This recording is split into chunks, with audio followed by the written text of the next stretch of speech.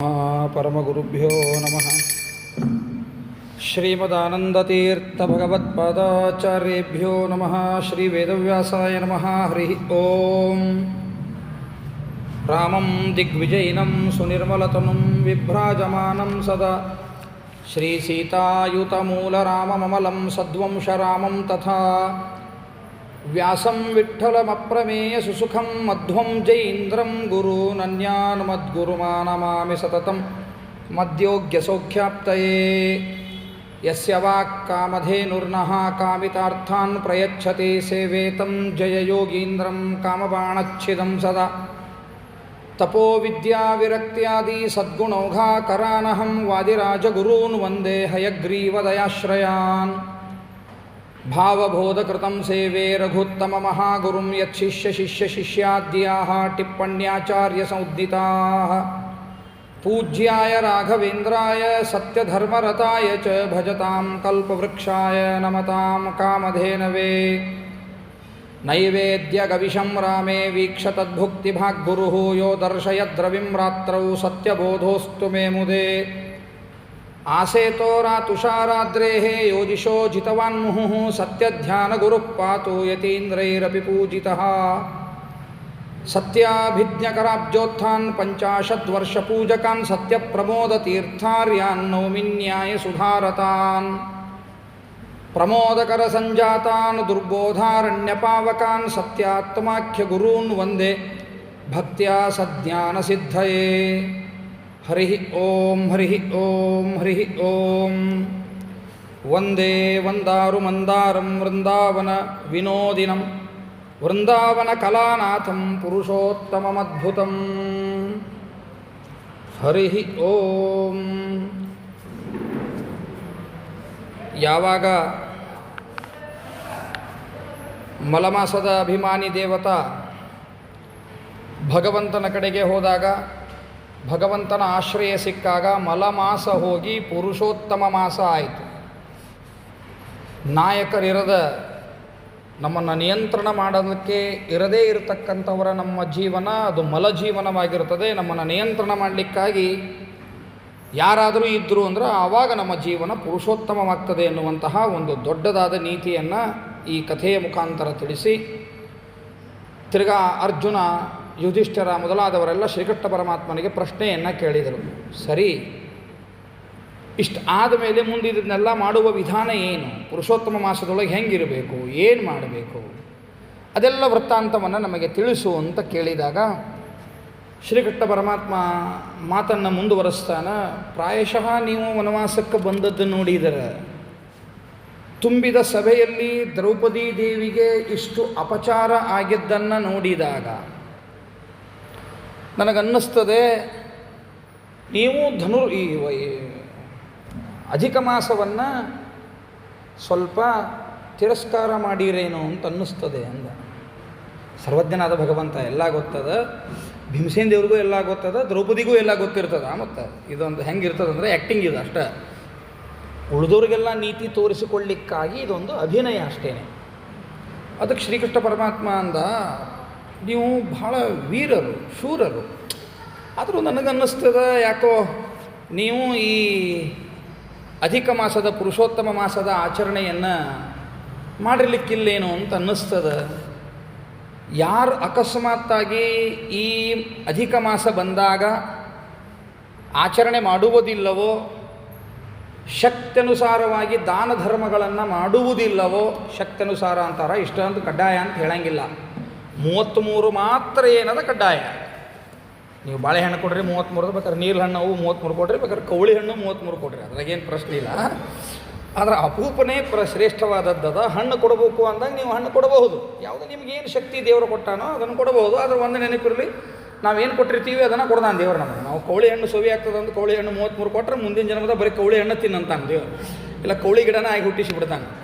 ನಮಗೆ ಶಕ್ತಿ ಇರುವಾಗಲೂ ನಾವು ಶಕ್ತಿಯಿಂದ ವಂಚನೆ ಮಾಡ್ಕೊಂಡ್ವಿ ಎಂದಾಗ ದೇವರದಕ್ಕೆ ಅದ್ರ ತಕ್ಕೇನೆ ಕೊಡ್ತಿರ್ತಾನೆ ಅನ್ನೋದನ್ನು ನಾವು ನೆನಪಿಟ್ಕೋಬೇಕು. ಆದರೆ ನೋಡಿದಾಗ ನನಗೆ ಹಿಂಗೆ ಅನ್ನಿಸ್ತದಪ್ಪ, ಯಾಕೋ ಈ ರೀತಿಯಾಗಿ ಅನ್ನಿಸ್ತದೆ ನೋಡು ಅಂತಂದ. ಆಗ ಎಲ್ಲದಕ್ಕೂ ಕಾರಣ ಭಗವಂತ ಹೇಳ್ತಾನೆ ನೋಡ್ರಿ, ಭಾಳ ಚಂದ ಹೇಳ್ತಾನೆ. ಜಾನೇಹಂ ರಾಜಶಾರ್ದೂಲ ತಪೋವನ ಮುಪಾಗತೈ ಭವದ್ಭಿ ದುಃಖ ಸಮ್ಮಗ್ನೈ ನಾದೃತ ಪುರುಷೋತ್ತಮ. ಪುರುಷೋತ್ತಮನಿಗೆ ನೀವು ಅನಾದೃತವನ್ನು ತೋರಿಸಿದ್ದೀರಿ, ಅನಾದರವನ್ನು ತೋರಿಸಿದ್ದೀರಿ. ಪುರುಷೋತ್ತಮ ಅಂದರೆ ಪುರುಷೋತ್ತಮ ಮಾಸ ಅಂತ ಅರ್ಥ. ಆ ಮಾಸಕ್ಕೆ ನಾವು ನಿಂದ ಮಾಡಿದ್ರೆ ಆ ದೇವತೆಗೆ ನಿಂದ ಮಾಡಿದಂಗೆನೇ ಅದು. ಒಂದು ದೊಡ್ಡ ವಿಷಯವನ್ನು ಮರೆತು ಬಿಟ್ಟೀವಿ ನಾವು. ಪ್ರಾಯಶಃ ನಾವು ಆ ವಿಷಯವನ್ನು ಮರೆತಿದ್ದರಿಂದ ಇವತ್ತಿಷ್ಟೆಲ್ಲ ವಿಘಟನೆಗಳನ್ನು ಕಾಣಲಿಕ್ಕತ್ತೀವಿ. ಒಂದು ಅಭಿಮಾನದೊಳಗೆ ಇನ್ನೊಂದನ್ನು ನಾವು ತಿರಸ್ಕಾರ ಮಾಡಲಿಕ್ಕತ್ತೀವಿ. ಅದು ಇನ್ನೊಂದು ಕೂಡ ಭಗವಂತನಿಗೆ ಸಂಬಂಧಿಸಿದ್ದು ಅಂತ ಅನ್ನೋದು ನೆನಪಿಗೆ ಬರವಲ್ತು. ಯಕ್ಷದ ಮೇಲೆ ನಮಗೆ ಬಹಳ ಅಭಿಮಾನ ಅದ, ಪ್ರೀತಿ ಅದ, ಗೌರವ ಅದ ಅನ್ನೋ ಕಾರಣಕ್ಕೆ ವಾಯಿ ನಿಂದನೆ ಮಾಡೋದೇನದ ಅದು ಸರಿಯಲ್ಲ. ವಾಯಿನೂ ಕೂಡ ಭಗವಂತನಿಗೆ ಸಂಬಂಧಿಸಿದ್ದೇ ಇರುತ್ತದೆ. ಆಚಾರ್ಯರು ಹೇಳ್ತಾರೆ 9 ವಿಧದ ಭಕ್ತಿ ಹಂಗೋ 9 ವಿಧದ ದ್ವೇಷ ಅಂತ ಹೇಳ್ತಾರೆ. ಆ 9 ವಿಧದ ದ್ವೇಷಗಳಲ್ಲಿ ಕೊನೆಯದಾದ 9ನೆಯ ದ್ವೇಷ ಯಾವುದು ಅಂದ್ರೆ ತದ್ಭಕ್ತ ದ್ವೇಷ ಏವಚ. ಪರಮಾತ್ಮನ ಭಕ್ತರ ದ್ವೇಷ ಮಾಡಿದರೆ ಅದು ಪರಮಾತ್ಮನ ದ್ವೇಷವೇ. ನಾವು ದೇವರ ಅನಂತ ಕಲ್ಯಾಣಗಳು ಪರಿಪೂರ್ಣ ಅಂದೇವ್ರಿ, ನಿರ್ದೋಷ ಅಂದೇವ್ರಿ, ಸದಾಗಮೈಕ ವಿಜ್ಞೇಯ ಅಂದೇವ್ರಿ.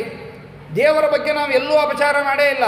ಆದರೆ ಒಬ್ಬ ದೇವರ ಭಕ್ತ ಏನಿದ್ದಾನೋ ಅವನನ್ನು ತಿರಸ್ಕಾರ ಮಾಡೀವಿ ಅಂದರೆ ಅದು ದೇವರ ತಿರಸ್ಕಾರವೇ. ಅದು ದೇವರ ತಿರಸ್ಕಾರದೊಳಗೆ ಸೇರ್ತದೋ ಹೊರತು ನಾವು ದೇವರ ತಿರಸ್ಕಾರ ಏನು ಮಾಡಿಲ್ರಿ. ಮನ್ಯಾಗ 10 ಕ್ಷೇತ್ರ ಶಾಲಿಗ್ರಾಮವ ಅವಕ್ಕೆ ನಿತ್ಯ ಪೂಜಾ ಮಾಡ್ತೀವಿ, ವೈಷ್ಣವ ಮಾಡ್ತೀವಿ, ಹಸ್ತೋದಕ್ಕೆ ಮಾಡ್ತೀವಿ, ಎಲ್ಲ ಬರೋಬ್ಬರಿ ಆಚಾರ. ನಾವು ದೇವ್ರಿಗೆ ಏನೇನೇನೇನೂ ಅಂದಿಲ್ರಿ. ಮತ್ತು ಅವ ಯಾವ ದೇವ್ರ ಭಕ್ತ ಅಂತ ಹೇಳ್ಕೋತ ಅಡ್ಡಾಳಿಕತ್ತಾನ ಅಡ್ಡಕರೆ ಅವ ಏನು ದೇವ್ರ ಭಕ್ತ ಅಲ್ಲ, ಏನೆಲ್ಲ ಇಂಥವೆಲ್ಲ ಏನೇನೋ ಅಪಚಾರ ಮಾಡ್ಯಾನ ಅಂತ ಮಾತಾಡ್ಕೋತ ಅಡ್ಡಾಡಿದ್ದೀವಿ ಅಂದ್ರೆ ಹರೇನಮ್ಮ ನೀವು ದೇವ್ರ ದ್ವೇಷ ಮಾಡಿದಿರಿ ಅಂತಲೇ ಅರ್ಥ. ಅದು ಯಾಕೆ? ಅದು 9ನೆಯ ದ್ವೇಷ. ಅದು ತದ್ಭಕ್ತ ದ್ವೇಷ ಏವಚ. ನೇರವಾಗಿ ದೇವರಿಗೆ ಅಂದದ್ದಲ್ಲ. ದೇವರಿಂದ ಅಭಿಮನ್ಯವಾದ ಈ ಮಾಸ ಏನದ ಪುರುಷೋತ್ತಮ ಮಾಸಕ್ಕಂದರೆ ಅದು ಯಾರಿಗೆ ಅಂದಂಗಾಯ್ತು? ದೇವರಿಗೆ ಅಂದಂಗಾಯ್ತು. ಆ ಅಪಮಾನ ಯಾರಿಗೆ ಮಾಡ್ದಂಗಾಯ್ತು? ಅದು ದೇವರಿಗೆ ಅಪಮಾನ ಮಾಡಿದಂಗಾಯ್ತು. ಅದನ್ನು ಇಂಡೈರೆಕ್ಟಾಗಿ ಹೇಳಿದ, ಮುಂದೆ ಡೈರೆಕ್ಟಾಗಿ ಹೇಳ್ತಾನೆ. ಅಂದರೆ ಹೆಂಗೆ ಅನಾದರ ಮಾಡಿದ್ದಕ್ಕೆ ಅಂತ ಅನ್ನೋದನ್ನು ಮುಂದೆ ಹೇಳ್ತಾನೆ. ಇವತ್ತಿನ ಕಥೆ ಅದೇ. ಅದು ಎಚ್ಚರಿಕೆಯಿಂದ ಇರಬೇಕು. ಯಾರೇ ಪರಮಾತ್ಮನ ಭಕ್ತರಿದ್ದಾರೆ ಆ ಪರಮಾತ್ಮನ ಭಕ್ತರ ದ್ವೇಷವನ್ನು ಯಾವ ಕಾರಣಕ್ಕೂ ಮಾಡಕೂಡದು. ಮಾಡಿದರೆ ಯಾರಲ್ಲಿ ದ್ವೇಷ ಮಾಡಿದ, ಈಗ ವಿಷ್ಣು ಭಕ್ತರ ದ್ವೇಷ ಮಾಡಿದರೆ ಯಾರ ದ್ವೇಷ ಮಾಡಿದಂಗೆ? ವಿಷ್ಣುವಿನ ದ್ವೇಷ ಮಾಡಿದಂಗೆ. ಶಿವಭಕ್ತರ ದ್ವೇಷ ಮಾಡಿದರೆ ಶಿವನ ದ್ವೇಷ ಮಾಡಿದಂಗೆ. ಯಾಕಂದ್ರೆ ಅವರ ಭಕ್ತರ ದ್ವೇಷ ಮಾಡಿದರೆ ಅವರನ್ನೇ ನಾ ಶಿವನ ದ್ವೇಷ ಮಾಡ್ತೀನಿ ರೀ ಅಂದ್ರೆ ವಿಷ್ಣುವಿನೇ ದ್ವೇಷ ಮಾಡಿದಂಗೆ ಅದು. ಆದ್ದರಿಂದಾಗಿ ಯಾವತ್ತೂ ಯಾವ ಕಾರಣಕ್ಕೂ ಆ ಭಗವದ್ಭಕ್ತರ ದ್ವೇಷವನ್ನು ಮಾಡಬಾರದು.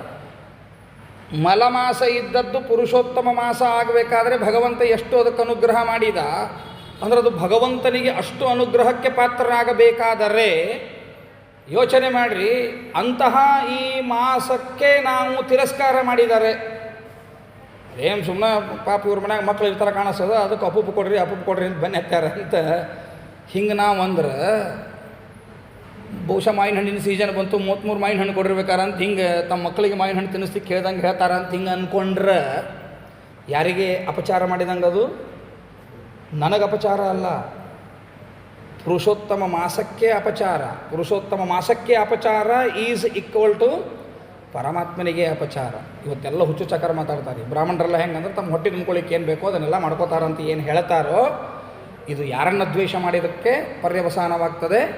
ದೇವರನ್ನೇ ದ್ವೇಷ ಮಾಡಿದ್ದಕ್ಕೆ ಪರ್ಯವಸಾನವಾಗ್ತದೆ. ಅದನ್ನೇ ಭಗವಂತ ಹೇಳಿದ. ಯಾಕೆ ಇವತ್ತು ಕಷ್ಟ ಬಂತು ಗೊತ್ತೇ ನಿಮಗೆ ಅಂತಾನ ನೋಡ್ರಿ, ಭಾಳ ಚಂದ ಹೇಳ್ತಾನ. ಅದೃಷ್ಟಂ ಯಾದೃಶಂ ಪುಂಸಾಂ ತಾದೃಶಂ ಭಾಸತೆ ತದಾ ಅವಶ್ಯಮೇವ ಭೋಕ್ತವ್ಯಂ ಅದೃಷ್ಟಜನಿತಂ ಫಲಂ. ನೋಡೋ ಅರ್ಜುನ, ಹಿಂಗದ ಎಲ್ಲದಕ್ಕೂ ಕಾರಣ ಅದೃಷ್ಟೋ ಮಾರಾಯ ಅಂತನವ. ಎಲ್ಲದಕ್ಕೂ ಕಾರಣ ಅದೃಷ್ಟ. ಅದೃಷ್ಟ ಅಂದರೆ ಏನು ತಿಳ್ಕೊಂಡೀವಿ? ಹಿಂದಿನ ಜನ್ಮದೊಳಗೆ ಏನು ಮಾಡೇವೆ ಅದೇ ಈ ಜನ್ಮದೊಳಗೆ ಅದೃಷ್ಟ ಅಷ್ಟೇ. ಹಿಂದಿನ ಜನ್ಮದೊಳಗೆ ಒಳ್ಳೆಯದು ಮಾಡಿದ್ರಿ, ಈ ಜನ್ಮದೊಳಗೆ ಒಳ್ಳೆಯ ಫಲ. ಹಿಂದಿನ ಜನ್ಮದೊಳಗೆ ಕೆಟ್ಟದ್ದು ಮಾಡಿದ್ರಿ, ಈ ಜನ್ಮದೊಳಗೆ ಕೆಟ್ಟದ್ದು ಫಲ. ಇದನ್ನು ಅವಶ್ಯವಾಗಿ ಭೋಗಿಸಲೇಬೇಕು. ಇದಕ್ಕೆ ಏನೋ ಒಂದನ್ನು ಪ್ರಾಯಶ್ಚಿತ್ತ ಮಾಡ್ತೀನಿ ಅಂದರೆ ಇಲ್ಲ. ಇನ್ನೊಮ್ಮೆ ಓದ್ತೀನಿ ಆ ಸಂಸ್ಕೃತ ಶ್ಲೋಕವನ್ನು, ಎಷ್ಟು ಚಂದದ. ಅವಶ್ಯಮೇವ ಭೋಕ್ತವ್ಯಂ. ಅವಶ್ಯವಾಗಿ ಅದನ್ನು ನಾವು ಭೋಗಿಸಲೇಬೇಕು. ಒಳ್ಳೆ ವಿದ್ಯಾದಾನವನ್ನು ಮಾಡೀವಿ ಅಂತಾದರೆ ಮುಂದಿನ ಜನ್ಮದೊಳಗೆ ಬುದ್ಧಿವಂತರನ್ನಾಗಿ ಮಾಡ್ತಾನೆ ಭಗವಂತ. ವಿದ್ಯಾದಾನ ಮಾಡಬೇಕು. ಯಾರೇನಾದರೂ ನಮ್ಮ ಹತ್ರ ಕೇಳಲಿಕ್ಕೆ ಬಂದರು ಅಂದರೆ ನಮಗದು ಗೊತ್ತಿತ್ತು ಅಂದರೆ ಅವಶ್ಯವಾಗಿ ತಿಳುವಳಿಕೆಯನ್ನು ಕೊಡಬೇಕು ಅವರಿಗೆ. ಗೊತ್ತಿದ್ದಿದ್ದಿಲ್ಲ ಅಂದರೆ ಗೊತ್ತಿಲ್ಲ ಅಂತಲೇ ಹೇಳಬೇಕು. ಗೊತ್ತಿದ್ದರೆ ಮುಚ್ಚಿಟ್ಕೋಬಾರದು, ಅವಶ್ಯವಾಗಿ ಹೇಳ್ತೀನಿ ಅಂತ ಹೇಳಬೇಕು. ಹಾಗೆ ಹೇಳಿದ್ರಿ ಜನ್ಮಾಂತರದೊಳಗೆ ಬುದ್ಧಿವಂತರಾಗ್ತೀರಿ. ಎಲ್ಲೇ ಹುಟ್ಟ್ರಿ ಏನೇ ಹುಟ್ಟ್ರಿ ಬುದ್ಧಿವಂತರಾಗಿ ಹುಟ್ಟಿರ್ತೀರಿ. ಗೊತ್ತಿರ್ತದೆ ಹೋಗೋಣ ಅವ್ರಿಗೆ ಯಾಕೆ ಹೇಳಬೇಕು ಅಂತ ಮುಚ್ಚಿಟ್ಕೊಂಡ್ರೆ ಮುಂದಿನ ಜನ್ಮದೊಳಗೆ ದಡ್ಡಾಗಿ ಹುಡ್ತೀವಿ. ಯಾವಾಗಲೂ ಕೂಡ ಹಿಂಗೆ ಒಂದು ಎಕ್ಸಾಂಪಲ್ ಕೊಟ್ಟೆ. ಅನ್ನ ಕೇಳಿ ಬಂದವ್ರಿಗೆ ಅನ್ನ ಕೊಟ್ಟರೆ ಮುಂದಿನ ಜನ್ಮದೊಳಗೆ ಅನ್ನ ಸಿಗ್ತದೆ. ಕೇಳಿಕ್ಕೆ ಬಂದವ್ರಿಗೆ ಅನ್ನ ಕೊಡಲಿಲ್ಲ ಅಂದರೆ ಮುಂದಿನ ಜನ್ಮದೊಳಗೆ ಅನ್ನ ಇರುವುದಿಲ್ಲ. ಇನ್ನು ಕೆಲವರು ಭಾಷಣ ಇರ್ತಾರೆ ರೀ, ತಮ್ಮ ಕೈಯಿಂದ ದುಡ್ಡು ಖರ್ಚು ಮಾಡೋದಿಲ್ಲ. ಯಾರೋ ಒಬ್ಬರು ಬಂದು ಕೇಳಿಗೆ ಬರ್ತಾರೆ, ಆಚಾರ ಹಿಂಗೆ ಏನರ ಕೊಡ್ರಿ ಅಂತಾರೆ. ನೀವು ಧನಕರಿದ್ದೀರಿ ಅಂತ ಗೊತ್ತದ, ನಾನು ನಿಮ್ಮ ಕಡೆ ಹೇಳಿ ಕಾಯಿಸ್ಬಿಡ್ತೇನೆ. ಅವರು ನಾನು ನಿಮಗೆ ಹೇಳ್ತೇನೆ, ಇಲ್ಲ ನೀವು ಕೊಡ್ರಿ ಅಂತ ಹೇಳ್ತೇನೆ. ನೀವು ಅವ್ರಿಗೆ ಕೊಡ್ತೀರಿ, ನಾನು ಕೊಟ್ಟಿಲ್ಲ, ಇವ್ರ ಕಡೆಯಿಂದ ಕೊಡಿಸಿದೆ. ನಾನು ಮುಂದಿನ ಜನ್ಮದಾಗ ದೇವ್ರು ನನಗೆ ಹೆಂಗೆ ಕೊಡ್ತಾನಂತ ಮಾಡಿರಿ. ಎಷ್ಟು ಧರ್ಮ ಸೂಕ್ಷ್ಮದ ಹೇಳ್ತೇನೆ. ನಾನು ಕೊಡಲಿಲ್ಲ, ನನ್ನ ಕಡೆ 10 ರೂಪಾಯಿ ಇತ್ತು, 10 ರೂಪಾಯಿ ತೊಗೋಪ ಅಂದ್ಕೊಟ್ಟು ನೀವು 100 ರೂಪಾಯಿ ಕೊಡ್ರಿ ಅಂತಿದ್ರೆ ಅವನ ಮಾತು ಬೇರೆ. ನನ್ನ ಕಡೆ 10 ರೂಪಾಯಿ ನೀವು ಕೊಡಲಿಲ್ಲ, ಅವ್ರ ಕಡೆಯಿಂದ 100 ರೂಪಾಯಿ ಕೊಡಿಸಿ ಅವರಿಗೆ ಸಮಾಧಾನ ಮಾಡಿ ಕಳಿಸಿದೆ. ಅವ್ರು ಸಂತೋಷ ಆಗಿ ಹೋದರು. ಪುಣ್ಯ ಏನು ಬರ್ತೋ ಗೊತ್ತೇನೋ, ಮುಂದಿನ ಜನ್ಮಕ್ಕೆ ಸಂಪತ್ತು ಮನೆಯೊಳಗೆ ಬಂದಿರ್ತದೆ. ನನ್ನ ಮಕ್ಕಳು ಉಣ್ತಿರ್ತಾರೆ, ನನಗೆ ಉಣ್ಲಿಕ್ಕಾಗೋದಿಲ್ಲ. ಯಾಕೆ BP ಶುಗರ್ ಏನೋ ಬಂದು ಕೂತ್ಬಿಟ್ಟಿರ್ತಾರೆ. ಅವರು ಭೋಗ ಮಾಡೋದನ್ನು ನೋಡ್ತೀನಿ, ನನಗೆ ಭೋಗ ಮಾಡಲಿಕ್ಕಾಗೋದಿಲ್ಲ. ಯಾಕೆ ನಾನು ಕೊಡಲಿಲ್ಲ. ಅಪೋಪದಾನ ಮಾಡಿರಿ ಅಂತ ಹೇಳಿದೆ, ನಿಮ್ಮ ಕಡೆಯಿಂದ ಅಪೋಪದಾನ ಮಾಡಿಸಿದೆ, ನಾನು ಅಪೋಪದಾನ ಮಾಡಬೇಕಲ್ಲ. ಮಾಡಲಿಲ್ಲ ಅಂದ್ರೆ ಮುಂದಿನವ್ರು ತಿಂದದನ್ನು ಅವ್ರ ಮುಖ ನೋಡ್ಕೊಂಡು ಕೂಡೋ ಪ್ರಸಂಗ ಬರ್ತದೆ ಅಷ್ಟೇ. ಹಿಂಗೆ ಕರ್ಮಗಳು ಎಷ್ಟು ಸೂಕ್ಷ್ಮವ ಅಂದ್ರೆ ನಾವು ಏನೇನು ಮಾಡೀವಿ ಅವುಗಳನ್ನು ಅನುಭವಿಸಲೇಬೇಕು. ಮುಂದಿನ ಜನ್ಮದೊಳಗೆ ಕಾಂಪ್ರಮೈಸ್ ಇಲ್ಲೇ ಇಲ್ಲ. ದೇವರ ನಾರಾಯಣ ನಾರಾಯಣ ನಾರಾಯಣ ಅಂತೀನಪ್ಪ, ಹೋಗ್ಲಿ ಬಿಡೋಕ್ರೆ ಈಗ ಒಂದು 108 ಕಾಯಿ ಹೊಡೆದು ಬಿಡ್ತೀನಿ ಅಂದ್ರೆ ಹೋಗು 108 ಕಾಯಿ ಹೊಡಿ, ಮನೆಗೆ ಹೋಗು, ಕೊಬ್ಬರಿ ಹೊಡಿ ಮಾಡ್ಕೋ, ತಿನ್ನು, ಅದನ್ನು 33 ದಾನ ಕೊಡ್ಬೇಕಾರೆ ಏನು ಬೇಡ ಅನ್ನೋದಿಲ್ಲ. ಆದ್ರೆ ನೀ ಮಾಡಿದ ಕರ್ಮ ಏನದ ಅದನ್ನು ಅನುಭವಿಸಲೇಬೇಕು. ಭಾಳ ಅಂದ್ರೆ ಶಿಕ್ಷಾದೊಳಗೆ ಒಂದು ಸ್ವಲ್ಪ ಕಡಿಮೆ ಮಾಡ್ತೇನೋ ವಿನಃ ಶಿಕ್ಷೆ ಮಾತ್ರ ಅವಶ್ಯಂ ಭೋಕ್ತವ್ಯಂ ಅದೃಷ್ಟ ಜನಿತಂ ಫಲಂ. ಬಹುಶಃ ಪಾಂಚಾಲೀಯಂ ಮಹಾಭಾಗ ಪೂರ್ವಜನ್ಮನಿ ಸುಂದರಿ ಮೇಧಾವಿ ದ್ವಿಜಮುಖ್ಯಸ್ಯ ಪುತ್ರೀ ಜಾತ ಸುಮಧ್ಯಮ. ಯಾರು ಮಾಡಿಲ್ಲ ಗೊತ್ತೇ, ನಿಮ್ಮ 6 ಮಂದಿ ಒಳಗೆ ಈಗೇನು ಪಾಂಚಾಲಿ ಇದ್ದಾಳಲ್ಲ ದ್ರೌಪದಿ, ಇವಳೇ ತಿರಸ್ಕಾರವನ್ನು ಮಾಡ್ಯಾಳ. ಯಾವ ಜನ್ಮದಾಗ? ಈ ಜನ್ಮದಾಗಲ್ಲ, ಹಿಂದಿನ ಜನ್ಮದೊಳಗೆ ಮಾಡ್ಯಾಳ. ಏನು ಆ ಕಥೆ ಹೇಳ್ತೇನೆ ಕೇಳು ಅಂತ ಹೇಳಲಿಕ್ಕೆ ಶುರು ಮಾಡ್ತಾರೆ. ಈ ದ್ರೌಪದಿ ದೇವಿ ಏನಿದ್ದಾಳೋ, ಈ ದ್ರೌಪದಿ ದೇವಿ ಹಿಂದಿನ ಜನ್ಮದೊಳಗೆ ಒಬ್ಬ ಶ್ರೇಷ್ಠ ಬ್ರಹ್ಮಜ್ಞಾನಿಯ ಮಗಳು. ಆ ಬ್ರಾಹ್ಮಣನ ಹೆಸರೇನು ಅಂದ್ರೆ ಮೇಧಾವಿ ಅಂತ ಆ ಬ್ರಾಹ್ಮಣನ ಹೆಸರು. ಆ ಬ್ರಾಹ್ಮಣನಿಗೆ ಈ ಮಗಳು ಹುಟ್ಟಿದ್ಲು, ಒಳ್ಳೆ ಸುಲಕ್ಷಣೆಯಾಗಿದ್ಲು. ಅವಳು ಅತ್ಯಂತ ದ್ರೌಪದಿ ದೇವಿ ಹಿಂದಿನ ಅವತಾರ ಅಂದಮೇಲೆ ಇನ್ನೇನು ಆಕೆ ಸೌಂದರ್ಯದ ಬಗ್ಗೆ ಮಾತನಾಡಬೇಕು. ಅತ್ಯಂತ ಲೋಕ ವಿಲಕ್ಷಣ ಸುಂದರಿಯಾಗ್ಯಾಳ, ಜೊತೆಗೆ ಅಷ್ಟೇ ವಿದ್ಯಾವಂತಳು ಆಗ್ಯಾಳ. ಏನೇನೇನೇನು ಬೇಕೋ ಆ ಎಲ್ಲ ಗುಣಗಳಿಂದ ತುಂಬ್ಯಾಳ ಪಾಪ. ಸುಜಾತ ದಶವಾರ್ಷಿಕಿ, ಸಂಜಾತ ದಶವಾರ್ಷಿಕಿ.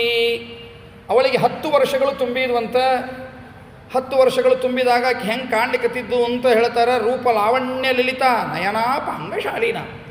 ನೋಡುಗರಿಗೆ ಮತ್ತೊಮ್ಮೆ ಮತ್ತೊಮ್ಮೆ ಮತ್ತೊಮ್ಮೆ ಮತ್ತೊಮ್ಮೆ ನೋಡಬೇಕು ಅನ್ನಿಸ್ಬೇಕು, ಅಂತಹ ಸೌಂದರ್ಯ ಇದೆ. ಅಷ್ಟೇ ವಿದ್ಯೆಯೂ ಇದೆ. ಅನೇಕ ಜನ ಗೆಳತಿಯರಿದ್ದರು. ಪಾಪ ಆಕೆಗೇನಾಗಿತ್ತು ಅಂದ್ರೆ ಅಪ್ಪ ಮಾತ್ರ ಇದ್ದ, ತಾಯಿ ಬೇಗನೆ ಸತ್ತು ಹೋಗಿಬಿಟ್ಟಿದ್ಲು.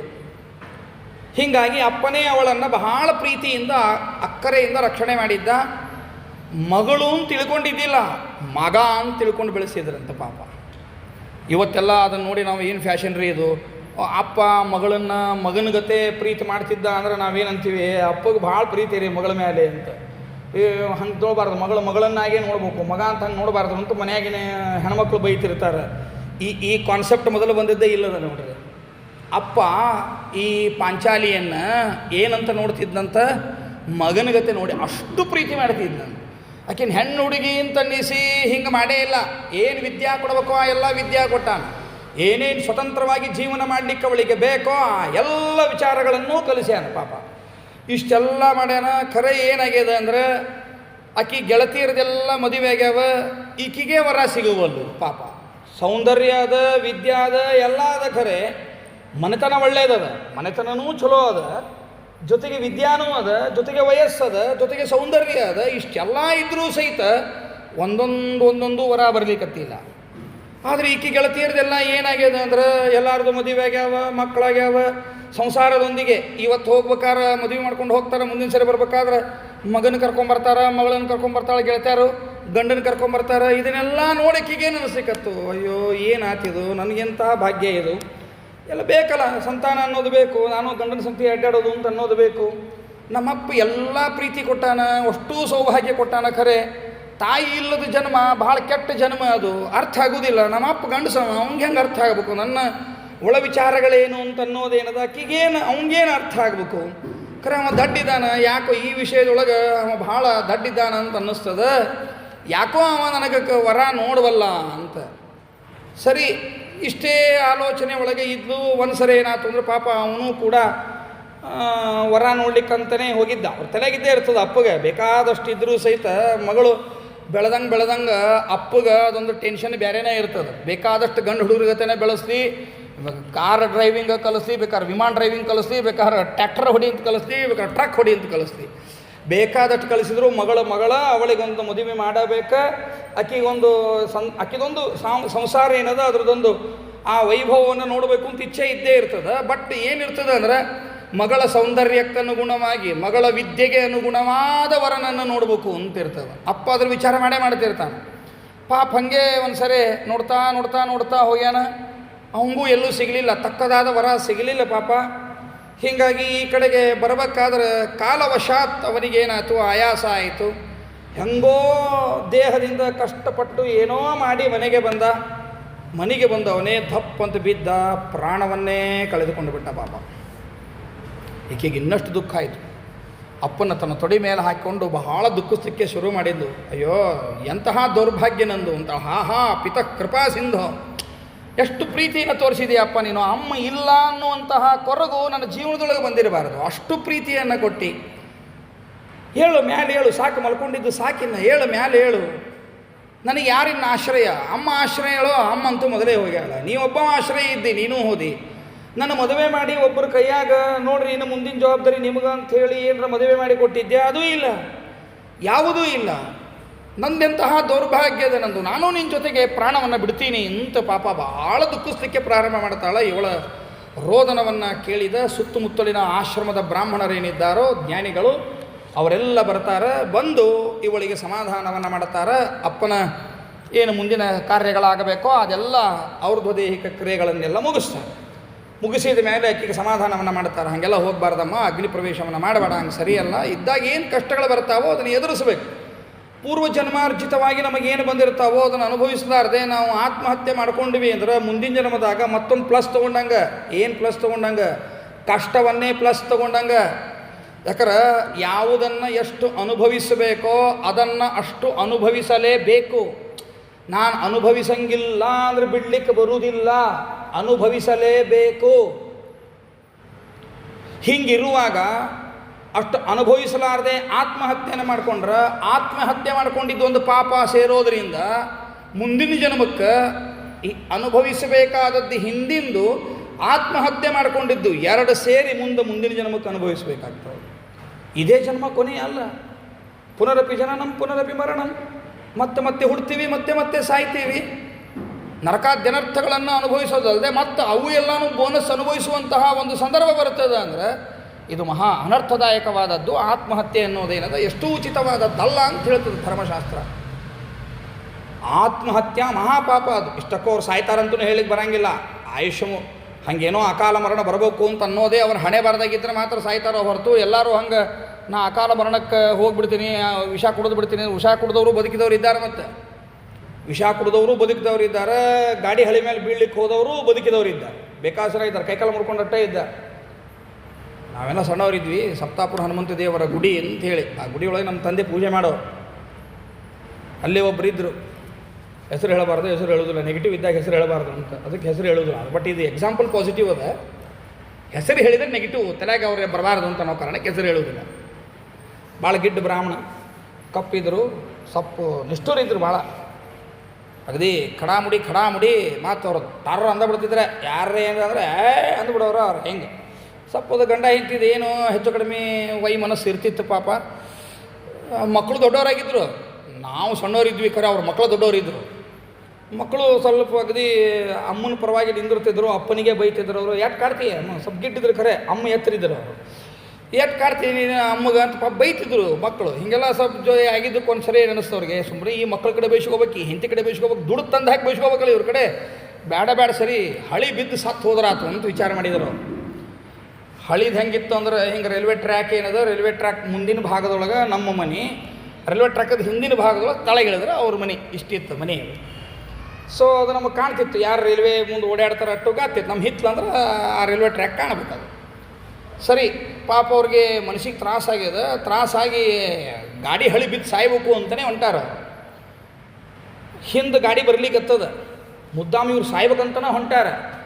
ನಮ್ಮ ಮನ್ಯಾಗ ಅಲ್ಲಿ ನಿಂತಾರೆ, ಇವ್ರು ಯಾಕೆ ಹೊಂಟಾರ ಹಿಂಗೆ, ಪಾಪ ಹಿಂಗೆ ಯಾಕೆ ಹೊಂಟಾರ ಇವರು ಅಂತ ಓದಿರ್ಲಿಕ್ಕತ್ತಾರ. ನಮ್ಮ ಮನ್ಯಾಗೂ ಕೇಳಿಸ್ಕೊಳ್ಳಾರ್ದಂಗೆ ಹೊಂಟಾರ ಅವ್ರು, ರಭಸದಿಂದ ಹೊಂಟಾರ. ಮುದ್ದಾಮ ಅದು ಕೇಳಿಸ್ಕೊಳಕತ್ತಾರ, ಕೇಳಿಸ್ಕೊಂಡಿಲ್ಲ ಅಂತ ತೋರಿಸ್ಲಿಕ್ಕತ್ತಾರ.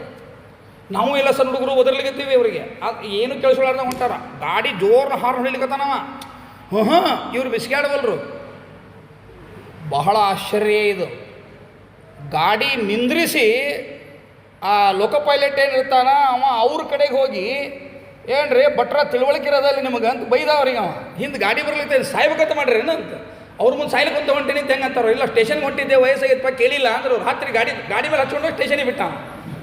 ಇವ್ರು ಹೋಗ್ಯಾರ ಸಾಯ್ಲಿಕ್ಕೆ ಅಂತೇಳಿ. ಆದರೆ ಏನಾಯ್ತದು, ಹೋಗಿ ಗಾಡಿ ಸ್ಟೇಷನ್ನಾಗ ಬಿಟ್ಟವ್ರು. ಎಂದ್ರೆ ಗಾಡಿ ನಿಂದ್ರಿಸ್ತಾರ, ಹೊಡ್ಕೊಂಡು ಹೋಗ್ತಾರ, ಹೊರತು ನಿಂದ್ರಿಸಂಗಿಲ್ಲ.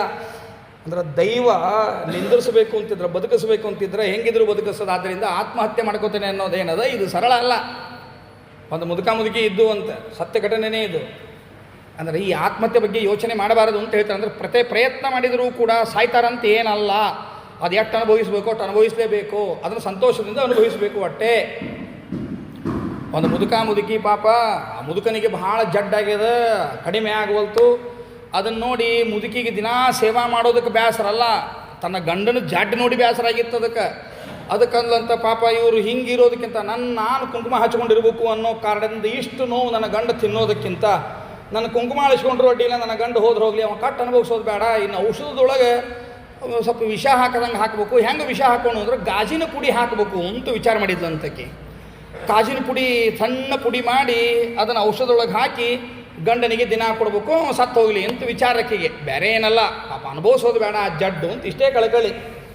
ಇವು ಗಂಡಿಗೆ ಏನು ತಲೆಯಾಗದ, ಎಟ್ಟರ ಈ ಔಷಧ ಕೊಡ್ತಾಳೆ ನನ್ನ ಹೆಂಡತಿ, ಎಟ್ಟರ ಸೇವಾ ಮಾಡ್ತಾಳಪ್ಪ ಈಕಿ, ಸುಮ್ಮನೆ ಲಘು ಸತ್ತು ಹೋಗ್ಬಿಟ್ರೆ ಅಥವಾ ಔಷಧಿ ತೊಗೊಂಡ್ರೆ ಬದುಕಬೇಕು, ಔಷಧಿನೇ ತೊಗೊಳೋದು ಬೇಡ ನಾನು ಅಂತ ಅವ ವಿಚಾರ ಮಾಡ್ಕೊಂಡು ನಾನು. ಪಾಪ ಅವ ಮನಸ್ನಾಗ ಹಂಗೆ ವಿಚಾರ ಮಾಡ್ಯಾನ, ಈಕೆ ಮನಸ್ನಾಗ ಹಿಂಗೆ ವಿಚಾರ ಮಾಡ್ಯಾಳ. ಅಂತೂ ಪ್ರವೃತ್ತಿ ಆಕೆ ಔಷಧ ಕೊಡೋದು ಇವ್ ತೊಗೊಳೋದು ಹಿಂಗಾಗಿದ. ಕಡೆಗೆ ಒಂದು ಸ್ವಲ್ಪ ದಿವಸ ಆದಮೇಲೆ ಇವ ಆರಾಮಾಗಿಬಿಟ್ಟ. ಇವ ಆರಾಮ ಆದ್ಕೊಂಡು ಊಟ ಕೂತ್ಕೊಂಡಾಗ ಅಂದಂತಕ್ಕೆ, ಇಲ್ರಿ ತಪ್ಪಾತು ನನಗೆ ಕ್ಷಮಾ ಮಾಡಿರಿ ಅಂದು. ಯಾಕೆ ಅಂದವ, ಇಲ್ಲ ನಿಮ್ಮ ರೋಗ ನೋಡ್ಲಿಕ್ಕಾಗ್ಲಾರ್ದ ನಿಮ್ಗೆ ಮುಗಿಸೇ ಬಿಡ್ಬೇಕು ಅಂತ ವಿಚಾರ ಮಾಡಿ ನಿತ್ಯ ಔಷಧಕ್ಕೆ ಕಾಸಿನ ಪುಡಿ ಹಾಕಿ ಕೊಡ್ತಿದ್ದೆ ನಾನು. ಆದರೆ ದೇವರು ನೋಡ್ರಿ ನಿಮ್ಗೆ ಗಟ್ಟಿಮುಟ್ಟು ಮಾಡಿದ, ಆರಾಮ ಮಾಡಿದ ಅಂದ್ಲಕ್ಕಿ, ಪ್ರಾಮಾಣಿಕವಾಗಿ ಒಪ್ಕೊಂಡ್ಲಕ್ಕಿ. ಅವಾಗ ಅವ ಹೇಳಿದ, ನೋಡಿ ದೈವ ಎಷ್ಟು ಚಲೋ ಅದ, ನಾ ಔಷಧಿ ತೊಗೊಂಡ್ರೆ ಚಲೋ ಆಗ್ತೇನೆ, ಔಷಧಿ ತೊಗೊಳೋದ ಬೇಡ, ಸತ್ತ ಹೋಗ್ಬೇಕು ಅಂತೇಳಿ ನೀ ಔಷಧಿ ಕೊಟ್ಕೊಂಡು ಆ ಕಡೆ ಹೊರಗೆ ಚಲ್ತಿದ್ದೆ ನಾನು ಅಂದಂತ. ಅದು ದೇವರ ಆಕೆಗೆ ಹಂಗೆ ಪ್ರೇರಣೆ ಮಾಡಿದ, ಇವಂಗೆ ಹಿಂಗೆ ಪ್ರೇರಣೆ ಮಾಡಿದ ಅಲ್ಲ. ಅಂದ್ರೆ ದೇವರು ಬದುಕಿಸ್ಬೇಕು ಅಂತಿದ್ರೆ ಬದುಕಿಸತಾನ, ಹೋಗಿಸ್ಬೇಕು ಅಂತಿದ್ರೆ ನೀರು ಹತ್ತಿ ಹೋದ್ರಿ ಅಂತಾರೆ. ನೀರು ಕುಡಿಯೋದು ಕಾಮನ್ ಹೋದಲ್ಲ, ನೀರು ಕುಡಿಬೇಕಾದ್ರೆ ಗಂಟ್ಲು ಸಿಕ್ತಿರಿ ಹೋದ್ರಿ ಅಂತಾರೆ. ಹಿಂಗಿರ್ತದೆ. ಆದ್ದರಿಂದ ಆತ್ಮಹತ್ಯೆ ಅನ್ನೋದೇನದ ಇದು ಸುತರಾಮ್ ಒಳ್ಳೆಯದಲ್ಲ, ಅದೂ ಪಾಪವನ್ನು ಕಟ್ಕೋಬೇಕಾಗ್ತದೆ. ಆದ್ದರಿಂದಾಗಿ ಏನು ಬಂದದೋ ಅದನ್ನು ಅನುಭವಿಸಲೇಬೇಕಮ್ಮ, ಯೋಚನೆ ಮಾಡಬೇಡ.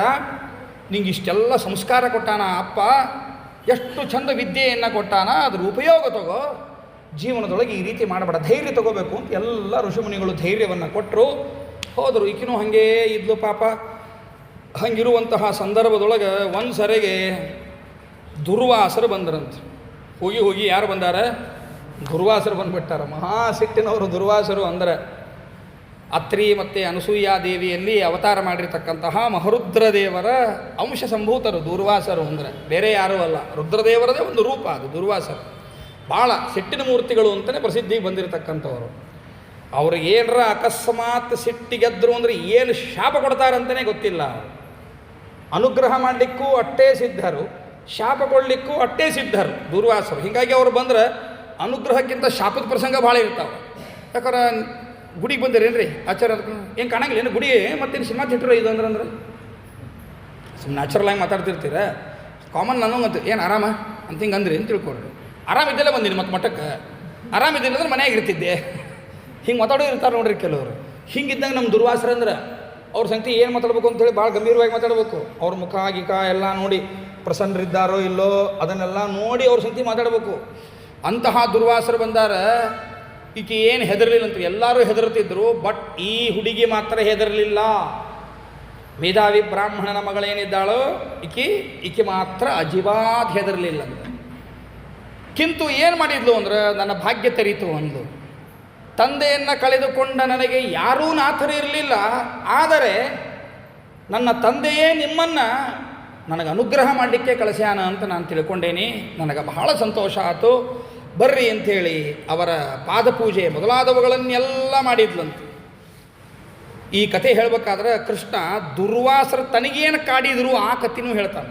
ಈ ಕಥೆ ಹೇಳಬೇಕಾದ್ರೆ ಅದು ಒಂದು ಕಥೆ ಉಪಕಥೆಯನ್ನು ಹೇಳ್ತಾನೆ ಕೃಷ್ಣ.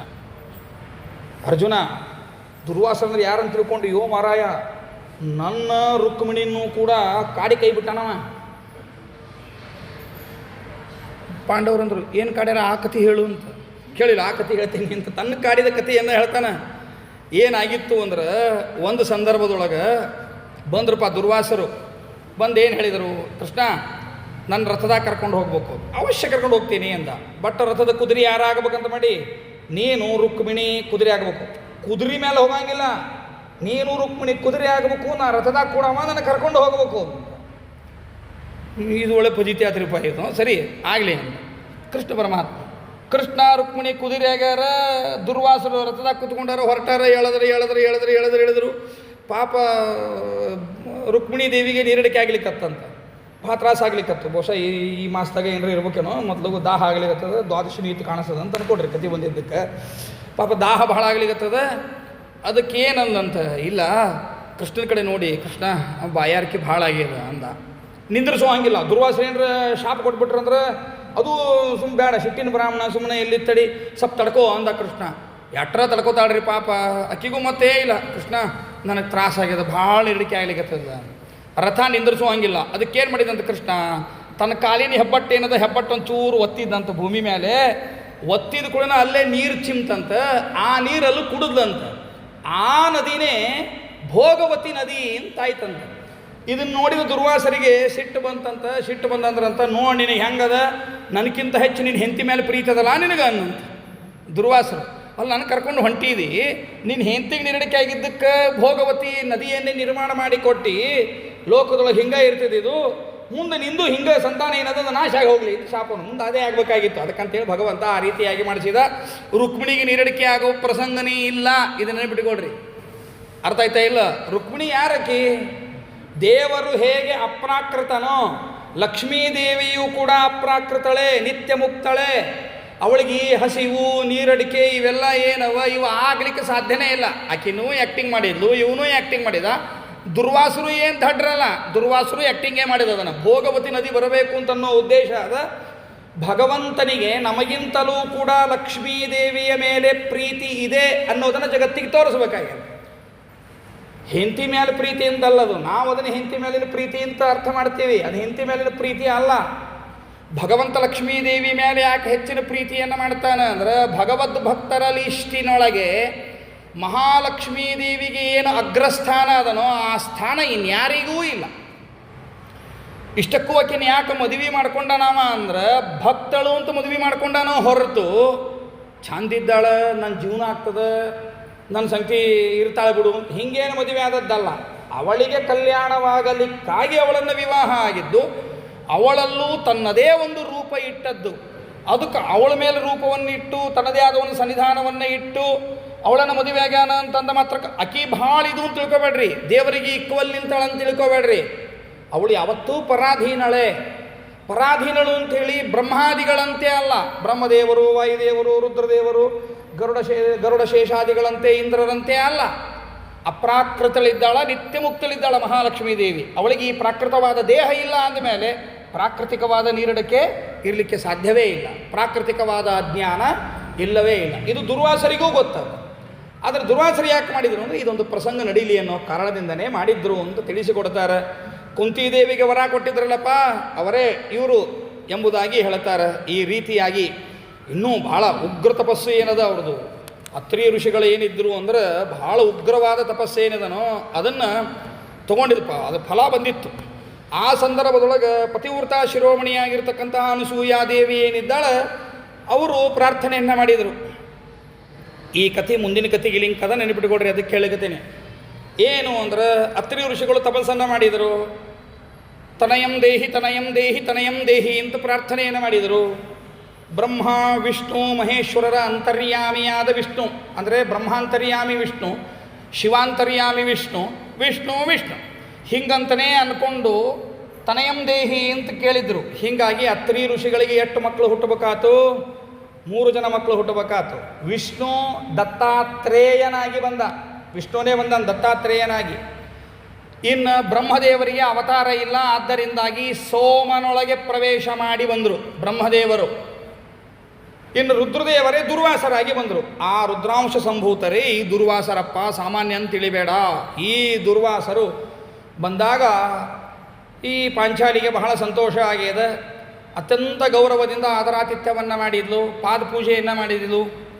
ಅನಂತರದಲ್ಲಿ ಹಣ್ಣನ್ನು ಕೊಟ್ಟಲು, ಅಲ್ಲೇ ಗಡ್ಡಿ ಗೆಣಸು ಏನು ಬೆಳೆದಿದ್ದು ಅದನ್ನು ಭಕ್ತಿಪೂರ್ವಕವಾಗಿ ಕೊಟ್ಟಲು. ಅದನ್ನು ಸ್ವೀಕಾರ ಮಾಡಿದರು. ನನ್ನ ತಂದೆಯನ್ನು ನೋಡಿದಂಗೆ ಆತು, ನನಗೆ ಬಹಳ ಸಂತೋಷ ಆಯಿತು. ನನ್ನ ಕಷ್ಟ ಏನು ಅಂತ ನಿಮಗೆ ಗೊತ್ತದ, ಆದ್ದರಿಂದ ದಯವಿಟ್ಟು ನನ್ನನ್ನು ಉದ್ಧಾರ ಮಾಡಿರಿ ಎಂಬುದಾಗಿ ಹೇಳಿದಾಗ, ನೀನು ಉದ್ಧಾರ ಮಾಡಲಿಕ್ಕಂತಲೇ ನಾನು ಕೈಲಾಸ ಲೋಕದಿಂದ ಬಂದೀನಮ್ಮ, ಏನು ಯೋಚನೆಯನ್ನು ಮಾಡಲಿಕ್ಕೆ ಹೋಗಬೇಡ, ಹೇಳ್ತೀನಿ ಕೇಳು ಅಂತ ಹೇಳಿ ಬದರಿಕಾಶ್ರಮಕ್ಕೆ ನಾನು ಹೋಗಬೇಕಾಗ್ಯದ. ಮಾರ್ಗದಲ್ಲಿ ನಿನ್ನನ್ನು ಕಂಡು ನಿನಗೆ ಅನುಗ್ರಹ ಮಾಡಲಿಕ್ಕಂತಲೇ ಬಂದೀನಿ. ನೋಡು ಹಿಂಗದ, ನೀನು ಈಗೊಂದು ಅಧಿಕ ಮಾಸ ಅಂತ ಬರ್ತದೆ, ಪುರುಷೋತ್ತಮ ಮಾಸ ಅಂತ ಬರ್ತದೆ, ಸ್ವಲ್ಪ ದಿನದೊಳಗೆ ಬರ್ತದೆ. ಅದನ್ನು ವ್ರತಾಚರಣೆಯನ್ನು ನೀನು ಮಾಡು, ನಿನಗೆ ಒಳ್ಳೆಯದಾಗ್ತದೆ ಎಂದು. ಈಕೆಗೆ ಅಪ್ಪ ಎಲ್ಲ ವಿದ್ಯೆ ಕಲಿಸಿಬಿಟ್ಟಿದ್ನಲ್ಲ, ಸೊ ಈ ವಿಚಾರ ಆಕೆಗೆ ಗೊತ್ತಿರಲಿಲ್ಲ. ಈ ಅಧಿಕ ಮಾಸ ಏನದ ಇದು ಬಹಳ ಸರ್ವೋತ್ಕೃಷ್ಟ ಮಾಸ ಅನ್ನೋದು ಆಕೆಗೆ ಗೊತ್ತಿರಲಿಲ್ಲ. ಅದಕ್ಕೆ ಆಕೆ ಅಂದು ಸ್ವಲ್ಪ ಮೂಗು ಮುರಿದ್ಲು, ದುರ್ವಾಸರಿ ಮಾತಿಗೆ ಮೂಗು ಮುರಿದ್ಲು. ಸುಮ್ಮನೆ ಮೂಗು ಮುರಿದು ಸುಮ್ಕೊಳ್ಳಿಲ್ರಿ, ಬಾಯಲ್ಲೇ ಕ್ವಶನ್ ಹಾಕಿವು ಬಿಟ್ಲು. ಸ್ವಲ್ಪ ದಿಟ್ಟ ಇದ್ಲು ಕಾಣಿಸ್ತದೆ, ನಮ್ಮ ಉತ್ತರ ಕರ್ನಾಟಕದ ಹುಡುಗಿ ಇರಬೇಕು, ದಿಟ್ಟಾಗೆ ಮಾತಾಡಿದ್ಲು. ಅಲ್ಲ ದುರ್ವಾಸರ, ವೈಶಾಖ ಮಾಸ ಏನು ಕಡಿಮೆ ಆಗ್ಯದ, ಕಾರ್ತಿಕ ಮಾಸ ಏನು ಕಡಿಮೆ ಆಗ್ಯದ, ಈ ಆ ಮಾಸದಾಗ ಸಿಗದೇ ಇದ್ದದ್ದು ಇದೇನದು ಅಧಿಕ ಮಾಸದಾಗ ಸಿಗ್ತದೆ, ಅದಕ್ಕಿಂತ ಏನು ಶ್ರೇಷ್ಠ ಅದ ಇದು? ನನಗೇನು ನಾನು ಏನು ತಿಳಿಲಾರದೆ ನೀವೇನು ಹೇಳಕತ್ತೀರಿ, ಇದ್ರದೆಲ್ಲ ನನಗೇನು ಹಂಗೆ ಮನಸ್ಸಿಗೆ ಹಿಡಿಸ್ಲಿಲ್ಲ ಅಂದು. ಇಷ್ಟೇ ಏನಂದಳಕಿ, ನೀವು ಹೇಳಿದ ವಿಚಾರ ನನಗೇನು ಹಿಡಿಸ್ಲಿಲ್ಲ. ಎಲ್ಲ ಮಾಸ ಕೆಲವರು ಅಂತಿರ್ತಾರೆ ನೋಡ್ರಿ, ಅದೊಂದು ಪುರಂದಾಸರದ ಅದೊಂದು ಹಾಡ ತೊಗೊಂಬಿಡುದು, ಉಳಿದುದಕ್ಕೆಲ್ಲ ಬಿಟ್ಟುಬಿಡುದು, ಪುರಂದಾಸರದ ಅದೊಂದು ಹಾಡು ತೊಗೊಂಬಿಡುದು. ಇಂದಿನ ದಿನವೇ ಶುಭ ದಿನವು, ಇಂದಿನ ವಾರ ಶುಭವಾರ, ಇಂದಿನ ಯೋಗ ಶುಭಯೋಗ, ಅದನ್ನು ಅನ್ಕೋತ ಹೊಂಟ ಬಿಡೋದು. ಮುಂದೆ ಮಂಗೆ ಆಗಿದ್ದು ಗೊತ್ತಾಗೋದಿಲ್ಲ ಜೀವನದಾಗ. ಅವ್ರು ಅದಕ್ಕೆ ಅಂದಾರ ಅದನ್ನು ತಿಳ್ಕೊಬೇಕು. ಅದನ್ನು ಇಂದಿನ ದಿನವೇ ಶುಭ ದಿನವು, ಏಕಾದಶಿ ಲಗ್ನ ಮಾಡಿರಿ ನೋಡು, ಅಮಾಸೆ ಲಗ್ನ ಮಾಡಿರಿ, ಮೂರ್ತಿ ಯಾಕೆ ನೋಡಕ್ಕೆ ಹೋಗ್ತೀರಿ? ಅದಕ್ಕೆ ಇಂದಿನ ದಿನವೇ ಶುಭ ದಿನವು ಅಂತ ಮಾಡ್ತೀರೇನೋ? ಇಲ್ಲ, ಹೌದಲ್ಲ. ನಾವು ಎದಕ್ಕೆ ಶುಭ ದಿನ ಅಂತ ನೋಡ್ಬೇಕಂತ ವಿಚಾರ ಮಾಡ್ತೀವಿ. ನಾಳಿಂದ ಪಾಠಕ್ಕೆ ಬರ್ರಿ, ನವನಗರಕ್ಕೆ ಬರ್ತೇನೆ, ನವನಗರಕ್ಕೆ ಬಂದು ದಿನ ಪಾಠ ಹೇಳ್ತೀನಿ, ನೀವು ಬರ್ತಕ್ಕದ್ದ ಅಂದ್ರೆ ಒಂದು ಒಳ್ಳೆ ಮುಹೂರ್ತ ನೋಡ್ತೇನೆ ರೀ ಆಚಾರ ಅಂತೀರಿ ಪಾಠ ಅಂದಾಗ, ಹೌದಲ್ಲ. ಉಳಿದದ್ದು ವಿಷಯಕ್ಕೆ ಹಂಗೆ ಅಂತೀರೇನು? ಅವ್ರು ಪುರಂದಾಸರು ಹೇಳಿದ್ದು ಪಾಠ ಪ್ರವಚನಗಳನ್ನು ಮಾಡಲಿಕ್ಕೆ, ಹರಿಕಥೆಗಳನ್ನು ಹೇಳಲಿಕ್ಕೆ, ಕೇಳಲಿಕ್ಕೆ, ಭಗವಂತನ ಜಪ ನಾಮಸ್ಮರಣೆ ಇವುಗಳನ್ನು ಮಾಡಲಿಕ್ಕೆ ಯೋಚನೆ ಮಾಡಬೇಡ್ರಿ. ಇಂದಿನ ದಿನವೇ ಶುಭ ದಿನವು, ಇಂದಿನ ವಾರ ಶುಭವಾರ, ಇಂದಿನ ಯೋಗ ಶುಭಯೋಗ. ಯಾಕಂದ್ರೆ ನಾಳೆಗೆ ಶುಭಯೋಗ ಬರೋ ತನಕ ಇರ್ತೇವೋ ಇಲ್ಲೋ ಯಾರಿಗೆ ಗೊತ್ತು. ಅದಕ್ಕೋಸ್ಕರ ಇವತ್ತೇ ಭಗವಂತನ ಸ್ಮರಣೆ ಮಾಡಲಿಕ್ಕೆ ಮುಹೂರ್ತ ನೋಡಬೇಡ್ರಿ ಅಂತ ಅವ್ರು ಹೇಳ್ಯಾರ. ನಾವು ಹಂಗಲ್ಲ, ಭಗವಂತನ ತಿಳ್ಕೊಳ್ಳಿಕ್ಕೆ ಮುಹೂರ್ತ ನೋಡ್ತೀವಿ, ಉಳಿದದ್ದಕ್ಕೆ ಯಾಕೋ ಮುಹೂರ್ತ ನೋಡಲಿಕ್ಕೆ ನಮಗಿದು ಆಗೋದೇನೇ ಇಲ್ಲ.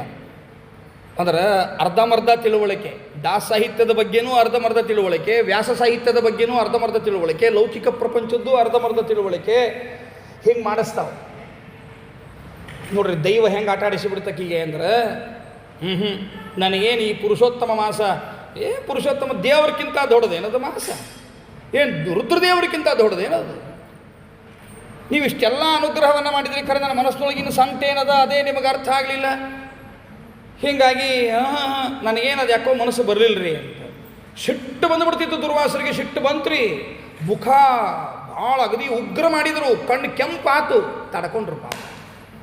ದುರ್ವಾಸರು ತಡ್ಕೊಂಡಿದ್ರ ಕಥೆ ಎಂದ್ರೆ ಕೇಳಿರೇನೆ ಎಲ್ಲರ? ಇಲ್ಲಿ ಬರ್ತದೆ ನೋಡ್ರಿ ಕಥೆ. ತಡ್ಕೋತಾರ ದುರ್ವಾಸರು. ಅಂತಾರ, ಅಮ್ಮ ನಾನು ನಿನಗೆ ಶಾಪವನ್ನೇ ಕೊಟ್ಟು ಬಿಡ್ತಿದ್ದೆ, ಶಾಪ ಕೊಡಂಗಿಲ್ಲ, ತಡ್ಕೋತೀನಿ. ಯಾಕೆ? ನನ್ನ ಗೆಳೆಯನ ಮಗಳು ನೀನು. ನಿನ್ನ ನೋಡಿದಾಗ ನನ್ನ ಗೆಳೆಯ ನೆನಪಾಗ್ತಾರೆ. ಮತ್ತು ನೀನು ಬಾಲಳು, ಬುದ್ಧಿ ಕಡಿಮೆ ಅದ ನಿನಗೆ. ಬುದ್ಧಿ ಕಡಿಮೆ ಇದ್ದವ್ರಿಗೆ ಅಷ್ಟು ಮೇಧಾವಿಯಾಗಿದ್ದರೂ ದುರ್ವಾಸರೇನಂತಾರೆ ಆಕೆಗೆ, ನಿನ್ನ ಬುದ್ಧಿ ಕಡಿಮೆ ಅದ ಅಂತಾರೆ. ಹೀಗಾಗಿ ಬುದ್ಧಿ ಕಡಿಮೆ ಇದ್ದವ್ರ ಮೇಲೆ ಸಿಟ್ಟಿಗೆ ಹೇಳೋದ್ರಾಗ ಏನು ದೊಡ್ಡ ಅರ್ಥ ಇಲ್ಲ. ನಾನು ಸಿಟ್ಟಿಗೆ ಹೇಳಿಕ್ಕೆ ಹೋಗೋದಿಲ್ಲ. ತಡ್ಕೊಂಡೀನಿ, ಭಾಳ ತಡ್ಕೊಂಡೀನಿ. ನಾ ತಡ್ಕೊಂಡೀನಿ ಅಂದ ಮಾತ್ರಕ್ಕೆ ನಿನಗೆ ಬಿಡುವುದಿಲ್ಲ. ಅದು ನಿನಗೆ ಈ ಜನ್ಮದೊಳಗೋ ಮುಂದಿನ ಜನ್ಮದೊಳಗೋ ಶಿಕ್ಷೆ ಆಗೇ ಆಗ್ತದೆ. ಇದು ಕಟ್ಟಿಟ್ಟ ಬುತ್ತಿ. ಇದನ್ನು ತಪ್ಪಿಸಲಿಕ್ಕೆ ಯಾರಿಂದಲೂ ಸಾಧ್ಯ ಇಲ್ಲ. ನಿಂದು ನೀ ಅನುಭವಿಸಿ. ಪುರುಷೋತ್ತಮ ಮಾಸವನ್ನು ನೀನು ತಿರಸ್ಕಾರ ಮಾಡಿದ್ದರಿಂದ ನಿಂದು ಏನು ನೀ ಅನುಭವಿಸಬೇಕೋ ಅವಶ್ಯವಾಗಿ ಅನುಭವಿಸ್ತಿ, ಇಲ್ಲ ಅಂತಿಲ್ಲ. ಆದರೂ ನಾ ಶಾಪವನ್ನು ಕೊಡುವುದಿಲ್ಲ. ನೋಡು, ಮುಂದೆ ನೀನು ಅಧಿಕ ಮಾಸದ ಆಚರಣೆಯನ್ನು ಮಾಡಿದಾಗಲೇ ಆ ನಿನ್ನ ಪಾಪವು ಪರಿಹಾರವಾಗ್ತದೆ. ದೇವರ ಚಿತ್ತವೇ ಆಗಿರುವಾಗ ಏನೂ ಮಾಡಲಿಕ್ಕೆ ಆಗುವುದಿಲ್ಲ ಅಂತ ಹೇಳಿದರು. ಅಲ್ಲಿಂದ ತಾವು ಹೊರಟು ಹೋದರು. ಈಕೆಗೆ ಆ ಮಾತು ನೆನಪಾಗ್ಲಿಕ್ಕತ್ತು, ಯೋಚನೆ ಮಾಡಲಿಕ್ಕತ್ತು, ಏನು ಮಾಡಬೇಕು ಅಂತ ಹೇಳಿ. ಏನಿಲ್ಲ, ರುದ್ರದೇವರದೇ ಸೇವೆ ಮಾಡೋಣ ಎಂಬುದಾಗಿ ವಿಚಾರವನ್ನು ಮಾಡಿ ರುದ್ರದೇವರನ್ನು ಕುರಿತು ಭಾಳ ಉಗ್ರವಾದ ತಪಸ್ಸನ್ನು ಮಾಡಲಿಕ್ಕೆ ಪ್ರಾರಂಭ ಮಾಡಿದ್ಲು. ಅವಳೇ ಎಲ್ಲವನ್ನೂ ಕೂಡ ಅನುಗ್ರಹ ಮಾಡ್ತಾರ ಅಂತ ಅಂದ್ಕೊಂಡು ಇಷ್ಟೆಲ್ಲ ಪಾಪ ತಪಸ್ಸು ಮಾಡಿದ್ಲು. ರುದ್ರದೇವರು ಪ್ರತ್ಯಕ್ಷರಾದರು, ಬಂದು ಕೇಳಿದರು, ಯಾಕಮ್ಮ, ಯಾಕೆ ಈ ರೀತಿಯಾಗಿ ತಪಸ್ಸನ್ನು ಮಾಡಲಿಕ್ಕತ್ತಿ ಅಂತ. ನೋಡ್ರಿ, ನನಗೆ ಹಿಂಗದ ಪರಿಸ್ಥಿತಿ ಏನದ ನಿಮಗೆ ಗೊತ್ತದ, ಆದ್ದರಿಂದಾಗಿ ನನಗೆ ನೀವು ಅನುಗ್ರಹವನ್ನು ಮಾಡಬೇಕು ಎಂಬುದಾಗಿ ಹೇಳಿದಾಗ ರುದ್ರದೇವರ ಅಂತಾರೆ, ಆಕಿ ಕೇಳಬೇಕಾದ್ರೆ ಏನು ಕೇಳ್ತಾಳ ಅಂದ್ರೆ, ಬದಲು ಒಂದು ಆ ಸುಂದರವಾದ ಸ್ತೋತ್ರವನ್ನು ಹೇಳ್ತೇನೆ. ಅಯೇ ಶೈಲಜಾವಲ್ಲಭ ಪ್ರಾಣನಾಥ ಪ್ರಭೋ ಭರ್ಗಭೂತೇಶ ಗೌರೀಶ ಜಂಭೋ ನಮಃ ಸೋಮ ಸೂರ್ಯಾಗ್ನಿ ದಿವ್ಯತ್ರಿನೇತ್ರ ಮದಾಧಾರ ಮುಂಡಾಸ್ಥಿ ಮಾಲಿನ್ನಮಸ್ತೆ. ನೋಡ್ರಿ, ಎಷ್ಟು ಸುಂದರವಾಗಿ 4-5 ಶ್ಲೋಕಗಳಿಂದ ಅವರನ್ನು ಸ್ತೋತ್ರ ಮಾಡ್ತಾಳೆ. ರುದ್ರದೇವರು ಒಲಿದು ಬಿಡ್ತಾರೆ. ಏನು ಬೇಕಮ್ಮ? ವರಂ ವರಯ ಭದ್ರಂತೆ. ಏನು ವರ ಬೇಕು ಹೇಳಿ, ನಿನಗೆ ಅವಶ್ಯವಾಗಿ ನಾನು ಕೊಡ್ತೀನಿ ಅಂದಾಗ, ದೀನನಾಥ ದಯಾ ಸಿಂಧೋ ಪ್ರಸನ್ನಶ್ಚೇನ್ ಮನೋಪರಿ ತದಾ ಮತ್ಕಾಮಿತಂ ದೇಹಿ ಮಾ ವಿಲಂಬಂ ಕುರು ಪ್ರಭೋ. ನೀ ದಯಾ ನಿಧಿ ಇದ್ದಿ, ಕೃಪಾ ಸಿಂಧು ಇದ್ದಿ, ನಾನೇನು ಕೇಳ್ತೀನಿ ಅದನ್ನು ನೀ ನನಗೆ ಅವಶ್ಯವಾಗಿ ಕೊಡು. ಪತಿಂ ದೇಹಿ ಪತಿಂ ಮಖ್ಯಂ ಪತಿಂ ಪತಿಮಹಂ ವೃಣೆ ಪತಿಂ ದೇಹಿ ಮಹಾದೇವ ನಾನ್ಯನ್ಮೇ ಚಿಂತಿತಂ ಹೃದಯ. ನನಗೆ ಗಂಡನ ಕೊಡು, ಕೊಡು ಗಂಡನ್ನ, ಗಂಡನ ಬಿಟ್ಟರೆ ಮತ್ತೇನೂ ಇಲ್ಲ, ಗಂಡನೇ ಬೇಕು ನನಗೆ ಅಂತ 5 ಸರಿ ಕೇಳಿಬಿಟ್ಲು. ಗಂಡನ ಕೊಡು, ಗಂಡನ ಕೊಡು, ಗಂಡನ ಕೊಡು, ಗಂಡನ ಕೊಡು ಅಂತ. ಯಾವಾಗಲೂ ನೆನಪಿಟ್ಕೊಳ್ರಿ, ದೊಡ್ಡವ್ರ ಕಡೆ ಬಂದಿರ್ತೀರಿ, ಮೊದಲಿಗೇನೆ ಹೇಳಬೇಕಾದ್ರೆ ಆ ಮಾತನ್ನು ಹೇಳ್ತಾರ. ಅವಾಗೂ ನಾನು ಅದನ್ನು ಹೇಳೇನಿ. ಇನ್ನೊಮ್ಮೆ ಆ ಮಾತನ್ನು ನೆನಪು ಮಾಡಿಕೊಡ್ತೇನೆ. ದೊಡ್ಡವರು ಮುಂದೆ ಮಾತಾಡುವ ಮುಂದೆ ಅದೇ ಮಾತನ್ನೇ 2 ಬಾರಿ ರಿಪೀಟ್ ಮಾಡಬಾರದು. ದೊಡ್ಡವ್ರ ಮುಂದೆ ಮಾತಾಡೋ ಮುಂದೆ ಯಾವತ್ತೂ ಅದನ್ನೇ ರಿಪೀಟಾಗಿ ಮಾತನಾಡಬಾರ್ದು. ಸ್ವಾಮಿ ನಮ್ಮನಿಗೆ ಪಾತ್ ಪೂಜೆ ಬರ್ರಿ, ಪಾತ್ ಪೂಜೆಗೆ ಬರ್ರಿ, ನಮ್ಮನಿಗೆ ಪಾತ್ ಪೂಜೆಗೆ ಬರ್ರಿ ಅಂತ ಹಗಲೆಲ್ಲ ಅನ್ನಬಾರದು. ಡೇಟ್ ಕೊಡ್ತಿದ್ರಿ ಸ್ವಾಮಿ, ಡೇಟ್ ಕೊಡ್ತೇನೆ ಇದ್ದಿರಿ ಬೆನ್ನತ್ತಬಾರದು ಅಂತ. ಪ್ರತಿಯೊಂದು ವಿಷಯಕ್ಕೂ ದೊಡ್ಡವರ ಮುಂದೆ ನಾವು ಎಷ್ಟು ಸರಿ ಮಾತಾಡ್ತೀವಿ ಅಷ್ಟು ನಮ್ಮ ಬಾಲಿಶತನ. ಪ್ರಾರ್ಥನೆ ಮಾಡಬೇಕಾದ ನಮ್ಮ ಕರ್ತವ್ಯ, ನಾವು ಪ್ರಾರ್ಥನೆ ಮಾಡೋದು ಅಷ್ಟೇ. ಮುಂದಿನ ಕಥೆಗೆ ಲಿಂಕ್ ಅದ ಅಂತ ಹೇಳಿದ್ದೆ. ಅತ್ರಿ ಋಷಿಗಳದ ಹೇಳೋರ ಮುಂದೆ, ಅತ್ರಿ ಋಷಿಗಳ ಮನಸ್ಸಿನೊಳಗಿದ್ದದ್ದು ವಿಷ್ಣು ಮಗ ಆಗಲಿ ಅಂತ ಇಷ್ಟೇ ಇತ್ತು. ವಿಷ್ಣುವೇ ಮಗನಾಗಿ ಅವತಾರ ಮಾಡಲಿ ಅಂತ ಇಷ್ಟೇ ಉದ್ದೇಶ ಇತ್ತು. ತಲೆ ಒಳಗೇನಿತ್ತು? ಬ್ರಹ್ಮ ಏನು ಕೆಲಸ ಮಾಡ್ತಾನೋ ಆ ಕೆಲಸ ಮಾಡುವ ಸಾಮರ್ಥ್ಯ ಕೊಟ್ಟ ಬ್ರಹ್ಮಾಂತರ್ಯಾಮಿಯಾದ ವಿಷ್ಣು, ಶಿವ ಏನು ಕೆಲಸ ಮಾಡ್ತಾನೋ ಆ ಶಿವನ ಅಂತರ್ಯಾಮಿಯಾದ ವಿಷ್ಣು, ಸ್ವತಃ ವಿಷ್ಣು ಅಂದರೆ ಸೃಷ್ಟಿ ಸ್ಥಿತಿ ಲಯ ಕಾರಣನಾದ ವಿಷ್ಣು ಏನಿದ್ದಾನೋ ಅವ ಮಗನಾಗಿ ಬರಲಿ ಅಂತ ಅವರವರ ಅಂತರ್ಯಾಮಿಯಾದ ಭಗವಂತನ ಚಿಂತನೆಯನ್ನು ಮಾಡ್ಲಿಕ್ಕತ್ತಾರ ಅತ್ರಿ ಋಷಿಗಳು. ಅರ್ಥ ಆಯ್ತಲ್ಲ? ದೇವರು ಬರಬೇಕಾದ್ರೆ ಇವರು ಚಿಂತನೆ 3 ಇತ್ತು ಅಂತ 3 ರೂಪದಿಂದನೇ ಬಂದ. ಬ್ರಹ್ಮಾಂತರ್ಯಾಮಿ ವಿಷ್ಣು ಬಂದ, ವಿಷ್ಣು ಬಂದ, ಶಿವಾಂತರ್ಯಾಮಿ ವಿಷ್ಣು ಬಂದ. ಆಗ ಅತ್ರಿ ಋಷಿಗಳಿಗೆ ಕೇಳಬೇಕಾದ್ರೆ ಏನು ಮಾಡಿದರು? ತನಯಂ ದೇಹಿ ಅಂತ ಕೇಳಿಬಿಟ್ರು. ಅದಕ್ಕಾಗಿ 3 ಮಕ್ಕಳಾಗಬೇಕಾತು. ಬ್ರಹ್ಮನಿಗೆ ಅವತಾರ ಇಲ್ಲ ಅನ್ನೋ ಕಾರಣದಿಂದಾಗಿ ಸೋಮನೊಳಗೆ ಪ್ರವೇಶ ಮಾಡಿದರು. ರುದ್ರದೇವರು ದುರ್ವಾಸರಾಗಿ ಬಂದರು. ವಿಷ್ಣುವೇ ದತ್ತಾತ್ರೇಯನಾಗಿ ಬಂದ ಅಂತ ನೋಡಿದ್ವಿ. ತನಯಂ ದೇಹಿ ಅಂತ 3 ಬಾರಿ ಕೇಳಿದ್ದಕ್ಕೆ ಏನಾತಲ್ಲೇ 3 ಮಕ್ಕಳಾದವು. ಈಕೇನು ಕೇಳಿ ರುದ್ರದೇವರನ್ನು 5 ಸರಿ ಗಂಡಂದ್ರನ್ನು ಕೊಡು ಒಂದು ಪಾಪ. ಈಗ ರುದ್ರದೇವರಂತಾರ, ಅವಶ್ಯವಾಗಿ ಈ ಜನ್ಮದೊಳಗೆ ನಿನಗೇನು ಗಂಡ ಆಗುವುದಿಲ್ಲ, ಮುಂದಿನ ಜನ್ಮದೊಳಗೆ 5 ಜನ ಗಂಡಂದ್ರಾಗ್ತಾರೆ ಅಂತ ಹೇಳಿದರು. ಹಿಂಗೆ ರೀ ಆಚಾರ ಕತಿ ಭಾಳ ಚಲೋ ಅದ. ದುಡ್ಡಂ ದೇಹಿ ವಿತ್ತಂ ದೇಹಿ ಅಂತ ಕೇಳ್ಬೋಣಂತ. ದಿವಸ 100 ಸರಿ ವಿತ್ತಂ ದೇಹಿ ಅಂತ ಕೇಳಿದ್ರೆ ಕೊಡ್ತಾನೇನ್ರಿ ಅಂದ್ರೆ ಅವ ಕೊಡೋದಿಲ್ಲ, ಅಧಿಕ ಮಾಸ ಮಾಡಿಲ್ಲ ಅಂತ ನೋಡ್ತಾನೆ. ಮತ್ತು ಅರ್ಥ ಆಯ್ತಾ? ತಾತ್ಪರ್ಯ ಕೊಟ್ಟೇ ಕೊಡ್ತಾನೆ, ಕೊಡಂಗಿಲ್ಲ ಅಂತ ಏನಿಲ್ಲ. ಭಗವಂತ ಲಕ್ಷ್ಮೀಪತಿ ಆದ ಭಗವಂತ ಎಲ್ಲವನ್ನೂ ಕೊಡ್ತಾನೆ. ಎಲ್ಲದಕ್ಕಿಂತ ದೊಡ್ಡ ವಿತ್ತ ಯಾವುದು ಗೊತ್ತೇನ್ರಿ? ಈ ದೇಹ ವಿತ್ತ, ಆರೋಗ್ಯ ವಿತ್ತಕ್ಕಿಂತಲೂ ಇನ್ನೊಂದು ವಿತ್ತವೇ ಇಲ್ಲ. ಬೇಕಾದಷ್ಟು ದುಡ್ಡದ, ಆರೋಗ್ಯ ಇಲ್ಲ ಅಂದರೆ ಏನು ಮಾಡ್ತೀವಿ? ಕೋಟಿಗಟ್ಟಲೆ ರೊಕ್ಕದ ಮನೆಯಾಗ ಸಕ್ರೆ ಹಾಕ್ಕೊಂಡು ಹಾಲು ಕುಡಿಲಿಕ್ಕಿಲ್ಲ, ಶುಗರ್ ಅದ, ತೊಗೊಂಡೇನು ಮಾಡ್ತೀರಿ? ದುಡ್ಡದನ್ನು, ಹೌದಲ್ಲ? ಈಗ ಬಂದಲ್ಲ ಪಾಪ, ಮೊನ್ನೆ ಮೋದಿಯವರು ಸೂಚನೆ ಕೊಟ್ಟರಲ್ಲ, ಬಂಗಾರ ತೊಗೋಬೇಡ್ರಿ, ಪೆಟ್ರೋಲ್ ಯೂಸ್ ಮಾಡಬೇಡ್ರಿ ಅಲ್ಲ. ಇನ್ನೂ ಸ್ವಲ್ಪ ದಿವ್ಸಕ್ಕೆ ಮತ್ತು ಲಾಕ್ಡೌನ್ ಆದರೂ ಆತ ಅಂತ ಎಲ್ಲರೂ ಅನ್ಲಿಕ್ಕತ್ತಾರ. ಬಂಗಾರ ತೊಗೋಬೇಡ್ರಿ, ಅದ ದುಡ್ಡು, ಬೇಕಾದಷ್ಟು ದುಡ್ಡು ಅದ, ಬಂಗಾರ ತೊಗೊಳಿಕ್ಕಿಲ್ಲ ಅಲ್ಲ. ಪೆಟ್ರೋಲ್ ಸಿಗಲಿಲ್ಲ ಅಂದ್ರೆ ಏನು ಮಾಡೋರಿದ್ದೀವಿ? ದುಡ್ಡದ, ಪೆಟ್ರೋಲ್ ಸಿಗಂಗೇ ಇಲ್ಲ ಅಂದರೆ ಏನು ಮಾಡೋರಿದ್ದೀವಿ? ಆದ್ದರಿಂದಾಗಿ ಯಾವತ್ತೂ ಕೂಡ ಅನುಭವಿಸಲಿಕ್ಕೂ ಕೂಡ ಸೌಭಾಗ್ಯ ಬೇಕರಿ. ಎಲ್ಲ ಸಂಪತ್ತಿಗಿಂತಲೂ ಕೂಡ ದೊಡ್ಡ ಸಂಪತ್ತು ಅಂದರೆ ಆರೋಗ್ಯ ಸಂಪತ್ತು. ನೀವು ದಿನಾ ಸಂಪತ್ತು ಕೊಡು ಅಂದರೆ ನಿಮಗೆ ಯಾವುದು ಕೊಡಬೇಕೋ ಆ ಸಂಪತ್ತು ಕೊಡ್ತಾನೆ. ಇದ ಸಂಪತ್ತಲ್ಲ, ಬುದ್ಧಿ ಸಂಪತ್ತು ಎರಡನೇ ದೊಡ್ಡ ಸಂಪತ್ತು. ಅಪ್ಪ 1 ನಿಮಿಷದಪ್ಪ ಆರಾದ್ ನೋಡ್ರಿ ಅಂತಿರ್ತೀವಲ್ಲ, ದುಡ್ಡಿನ ಸಂಪತ್ತೇ ದೊಡ್ಡ ಸಂಪತ್ತು ಅಂತ ತಿಳಿಯೋದಲ್ಲ.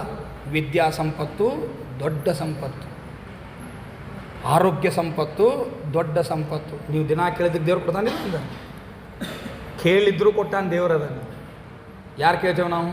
ಭಾಳ ಅಂದ್ರೆ ಆರೋಗ್ಯ ಕೊಡಪ್ಪ ಸ್ವಾಮಿ, ಆಯುರ ಆರೋಗ್ಯ ಐಶ್ವರ್ಯವನ್ನು ಕೊಡುವಂತ ಹಿಂದೇನವ್ರು ಹೇಳಕೊಟ್ಟಾರಂತ ಅಷ್ಟು ಭಯಪಟ್ಟು ಮಾಡಿಕತ್ತೀವಿ. ಆಯುಷ್ಯ ಅಂದ್ರೆ ಗೊತ್ತಿಲ್ಲ, ಆರೋಗ್ಯ ಅಂದ್ರೆ ಗೊತ್ತಿಲ್ಲ, ಐಶ್ವರ್ಯ ಅಂದ್ರೆ ಗೊತ್ತಿಲ್ಲ. ನಮ್ಮ ಮನೆ ಹಿಂದೆ ಹಿರಿಯ ನಮಸ್ಕಾರ ಮಾಡಿದ್ಕೊಂಡು ದೇವರಿಗೆ ಆಯುರ ಆರೋಗ್ಯ ಐಶ್ವರ್ಯ ಕೊಡು ಅಂದರೂ ನಾವು ಆಯುರ ಆರೋಗ್ಯ ಐಶ್ವರ್ಯ ಕೊಡು ಅಂತ ಕೇಳಿಕತ್ಬಿಟ್ಟೇವೆ ಅಷ್ಟೇ.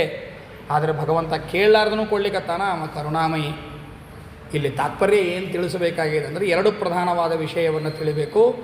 ದ್ರೌಪದಿ ದೇವಿಗೆ 5 ಜನ ಗಂಡಂದ್ರ ಆಗಲಿಕ್ಕೆ ಕಾರಣ ಇದೂ ಒಂದು. ಇದೇ ಅಲ್ಲ, ಮತ್ತು ಆಚಾರ್ಯರ ನಿರ್ಣಯ ಬೇಕಾದಷ್ಟು ಕೊಟ್ಟಾರ, ಸ್ಪಷ್ಟವಾಗಿ ಕೊಟ್ಟಾರ. ಪ್ರಸಂಗ ಬಂದಾಗ ಅದರ ವಿವರಣೆಯನ್ನು ಕೊಡ್ತೀನಿ. ಈಗೇನು ಕೊಡ್ಲಿಕ್ಕೆ ಹೋಗಿಲ್ಲ, ಯಾಕಂದ್ರೆ ಮುಂದಿಂದು ನನಗೆ ನೀವು ಹೇಳಿದ್ದು ಪುರುಷೋತ್ತಮ ಮಾಸ ಮಹಾತ್ಮೆ ಹೇಳ್ರಿ ಅಂತೀರಿ, ಅದು ಕೆಟ್ಟದ, ಅಷ್ಟನ್ನು ನಾ ಹೇಳಬೇಕಾಗ್ಯದ. ಅದರದ್ದು ಮುಂದಿನ ವಿವರಣೆಯನ್ನು ನಾನು ಕೊಡುವುದಿಲ್ಲ. ಶ್ರೀಮದ್ ಆನಂದ ತೀರ್ಥ ಭಗವತ್ಪಾದಾಚಾರ್ಯರು ಹೇಳ್ತಾರೆ, ಅನೇಕ ಕಾರಣಗಳನ್ನು ಹೇಳ್ತಾರೆ. ಅದರೊಳಗೆ ಇದೂ ಒಂದು ಕಾರಣ ಅಷ್ಟೇ. ಈ ಪುರಾಣದಲ್ಲಿ ಬಂದದ್ದು 5 ಸರಿ ಗಂಡನ ಕೊಡು ಅಂತ ಕೇಳಿದ್ದಕ್ಕೆ, ಮತ್ತು ಯಾರು ನೀವೆಲ್ಲ ಪ್ರಾರ್ಥನೆ ಮಾಡ್ಕೊಬೇಡ್ರಿ, ಹೆಂಡ್ತಿನ ಕೊಡು ಅಂತ 5 ಸರಿ ಅನ್ನೋದು ಬೇಡ. ಮತ್ತು ಹಂಗಾರೆ ಹಿಂಗಾಗ್ಯದ, ನಾವು ಹಂಗೆ ಬಿಡ್ಕೊಂಬೋಣಂತ, ನಮಗೂ ಒಂದು 5 ಜನ ಹೆಂಡದ್ರಾಗಲಿ ಅಂತ. ಒಬ್ಬ ಹೆಂಡ್ತಿನ 5 ಹೆಂಡ್ರಾಲ್ ಅಂದ್ರೆ ಮತ್ತು ಭಾಳ ಕಟ್ಟದ, ಹೌದಲ್ಲ? ಒಂದು ಹೆಂಡ್ತಿನ ಮೇಂಟೈನ್ ಮಾಡ್ಲಿಕ್ಕೆ ಆಗೋದಿಲ್ಲ. ಇನ್ನು ಆಕಿನ 5 ಆದ್ರೆ ಏನು ಮೇಂಟೈನ್ ಮಾಡ್ತೀವಿ ನಾವು? ಸಾಕು, ಈ ಜನ್ಮಕ್ಕೆ ರಗಡಾತಂತ. ನವದಂಪತಿಗಳ ದೇವಸ್ಥಾನಕ್ಕೆ ಹೋಗಿದ್ದರಂತೆ, ಪ್ರಾರ್ಥನೆ ಮಾಡ್ಕೊಂಡ್ರಂತ, ದೇವ್ರ ಮುಂದಿನ ತೆಗ್ದು ಭಾರಿ ಪ್ರಾರ್ಥನೆ ಮಾಡ್ಕೊಂಡ್ರಂತ. ಮದುವೆಯಾಗಿ ಭಾಳ ಏನಾಗಿದ್ದಿಲ್ಲ, 1 ತಿಂಗಳು 2 ತಿಂಗಳು ಆಗಿರ್ಬೇಕಟ್ಟ. ಪ್ರಾರ್ಥನೆ ಮಾಡಿಕೊಂಡ್ರು, ಹೊರಗೆ ಬಂದರು. ಗಂಡ ಹೆಂಡ್ತಿ ಮಾತಾಡಲಿಕ್ಕೆ ಶುರು ಮಾಡಿದರು. ಹೆಂಡ್ತಿ ಅಂದ್ಲು, ಗಂಡಗೆ ಏನು ಬಿಡ್ಕೊಂಡ್ರಿ ದೇವರಿಗೆ ಅಂದ್ಲಂತ. ಮೊದಲು ನೀ ಹೇಳು ಅನ್ನಂತವ. ಏನಿಲ್ಲ, 7 ಜನ್ಮಕ್ಕೂ ನೀವ ಗಂಡ ಆಗ್ರಿ ಅಂತ ಕೇಳ್ಕೊಂಡೀನಿ ಅಂದ್ಲಂತಕ್ಕೆ ಹೆಂಡ್ತಿ. ನೀವೇನು ಬಿಡ್ಕೊಂಡ್ರಿ ಹೇಳ್ರಿ ಅಂದ್ಲಂತ. ಪಳ್ಳಿ ಇದೇ 7ನೇ ಜನ್ಮ ಆಗ್ಲಿಪ್ಪ ದೇವ್ರು ಅಂತ ಕೇಳ್ಕೊಂಡೆ ಅಂತ. ಹೆಂಗಿರ್ತದೆ ಅಂದಾಗ 5 6 10 ಏನೋ ಇವುಗಳೆಲ್ಲ. ಮತ್ತು ನಾವು ನಂಗೆ ಕೊಡ್ತಾನೆ, ಹಂಗಾರೆ ಇಲ್ಲಿ ಕೊಟ್ಟಾರ ಆದ್ದರಿಂದ ಅಲ್ಲಿ ನಮಗೂ ಕೊಡ್ತಾರಂತ ಹಿಂಗೇನು ಕೇಳೋದು ಬೇಡ. ಈಕಿಗೆ ಹಂಗೆ ಆಗಲಿಕ್ಕೆ ಕಾರಣ ಇದೂ ಒಂದದ ಅಷ್ಟೇ. ಇದೇ ಒಂದೇ ಕಾರಣ ಅಲ್ಲ. ನನ್ನ ಮಾತು ಅರ್ಥ ಆಗ್ತದೆ ಎಲ್ಲರಿಗೂ. ಇದೇ ಒಂದು ಕಾರಣದಿಂದ ಅವಳಿಗೆ 5 ಗಂಡಂದ್ರಲ್ಲ, ಇದೂ ಒಂದು ಕಾರಣ ಆಗಿದೆ ಅಷ್ಟೇನೆ. ಕುಂತಿಯಲ್ಲಿ ಹೇಳಿದಾಗ ಒಂದು ಹಣ್ಣು ತಂದೆ ನಮ್ಮ ಅಂದ್ಕೊಂಡು ಹಂಚ್ಕೊಂಡ್ಬಿಡ್ರಿಪ್ಪ 5 ಮಂದಿ ಅಂದದ್ದೇ ಒಂದು ಕಾರಣ ಆಗಿದೆ. ಅದೇ ಒಂದೇ ಕಾರಣ ಅಲ್ಲ, ಅದೂ ಒಂದು ಕಾರಣ. ಅರ್ಥ ಆಯ್ತಾ ಇಲ್ಲೋ? ಹೀಗೆ ದ್ರೌಪದಿಗೆ 5 ಜನ ಗಂಡಂದರಾಗಲಿಕ್ಕೆ ಹಲವಾರು ಕಾರಣಗಳ ಮಧ್ಯದಲ್ಲಿ ಇದೂ ಒಂದು ಕಾರಣ. ಇದು ಪ್ರಧಾನ ಕಾರಣ ಅಲ್ಲ. ಪ್ರಧಾನ ಕಾರಣವನ್ನು ಆಚಾರ್ಯರು ತಾತ್ಪರ್ಯ ನಿರ್ಣಯದಲ್ಲಿ ಅತ್ಯಂತ ಸ್ಪಷ್ಟವಾಗಿ ಹೇಳ್ತಾರೆ. ಅದರ ಕತೆ ಬಹಳ ದೊಡ್ಡದಾದ್ದರಿಂದ ಅದನ್ನು ನಾನು ಈಗ ಹೇಳಲಿಕ್ಕೆ ಹೋಗೋದಿಲ್ಲ. ಪ್ರಧಾನ ಕಾರಣ ಆಚಾರ್ಯರು ಹೇಳಿದ್ದು, ಪುರಾಣದಲ್ಲಿ ಬಂದದ್ದು ಅಪ್ರಧಾನವಾದ ಕಾರಣವನ್ನು ಇಲ್ಲಿ ಹೇಳಿದ್ದು ಅಲ್ರಿ. ಮಧ್ವಾಚಾರ್ಯಕ್ಕಿಂತ ವೇದವ್ಯಾಸ ದೇವರು ದೊಡ್ಡವರಿದ್ದಾರೆ. ಆ ವೇದವ್ಯಾಸರು ಹೇಳಿದ್ದು ಪ್ರಧಾನ ಅನ್ನಬೇಕೋ, ಮಧ್ವಾಚಾರ್ಯ ಹೇಳಿದ್ದು ಪ್ರಧಾನ ಅನ್ನಬೇಕೋ ಅಂತ ಪ್ರಶ್ನೆ ಏನರ ತಳ ಹುಳ ಬಂದ್ರೆ ಅದಕ್ಕೆ ಉತ್ತರ ಹೇಳಿಬಿಡ್ತೇನೆ ಅಟ್ಟೇನೆ. ಕಥೆಗಿಂತ ಇಂಥ ನಿರ್ಣಯ ಹೇಳ್ತೇನೆ.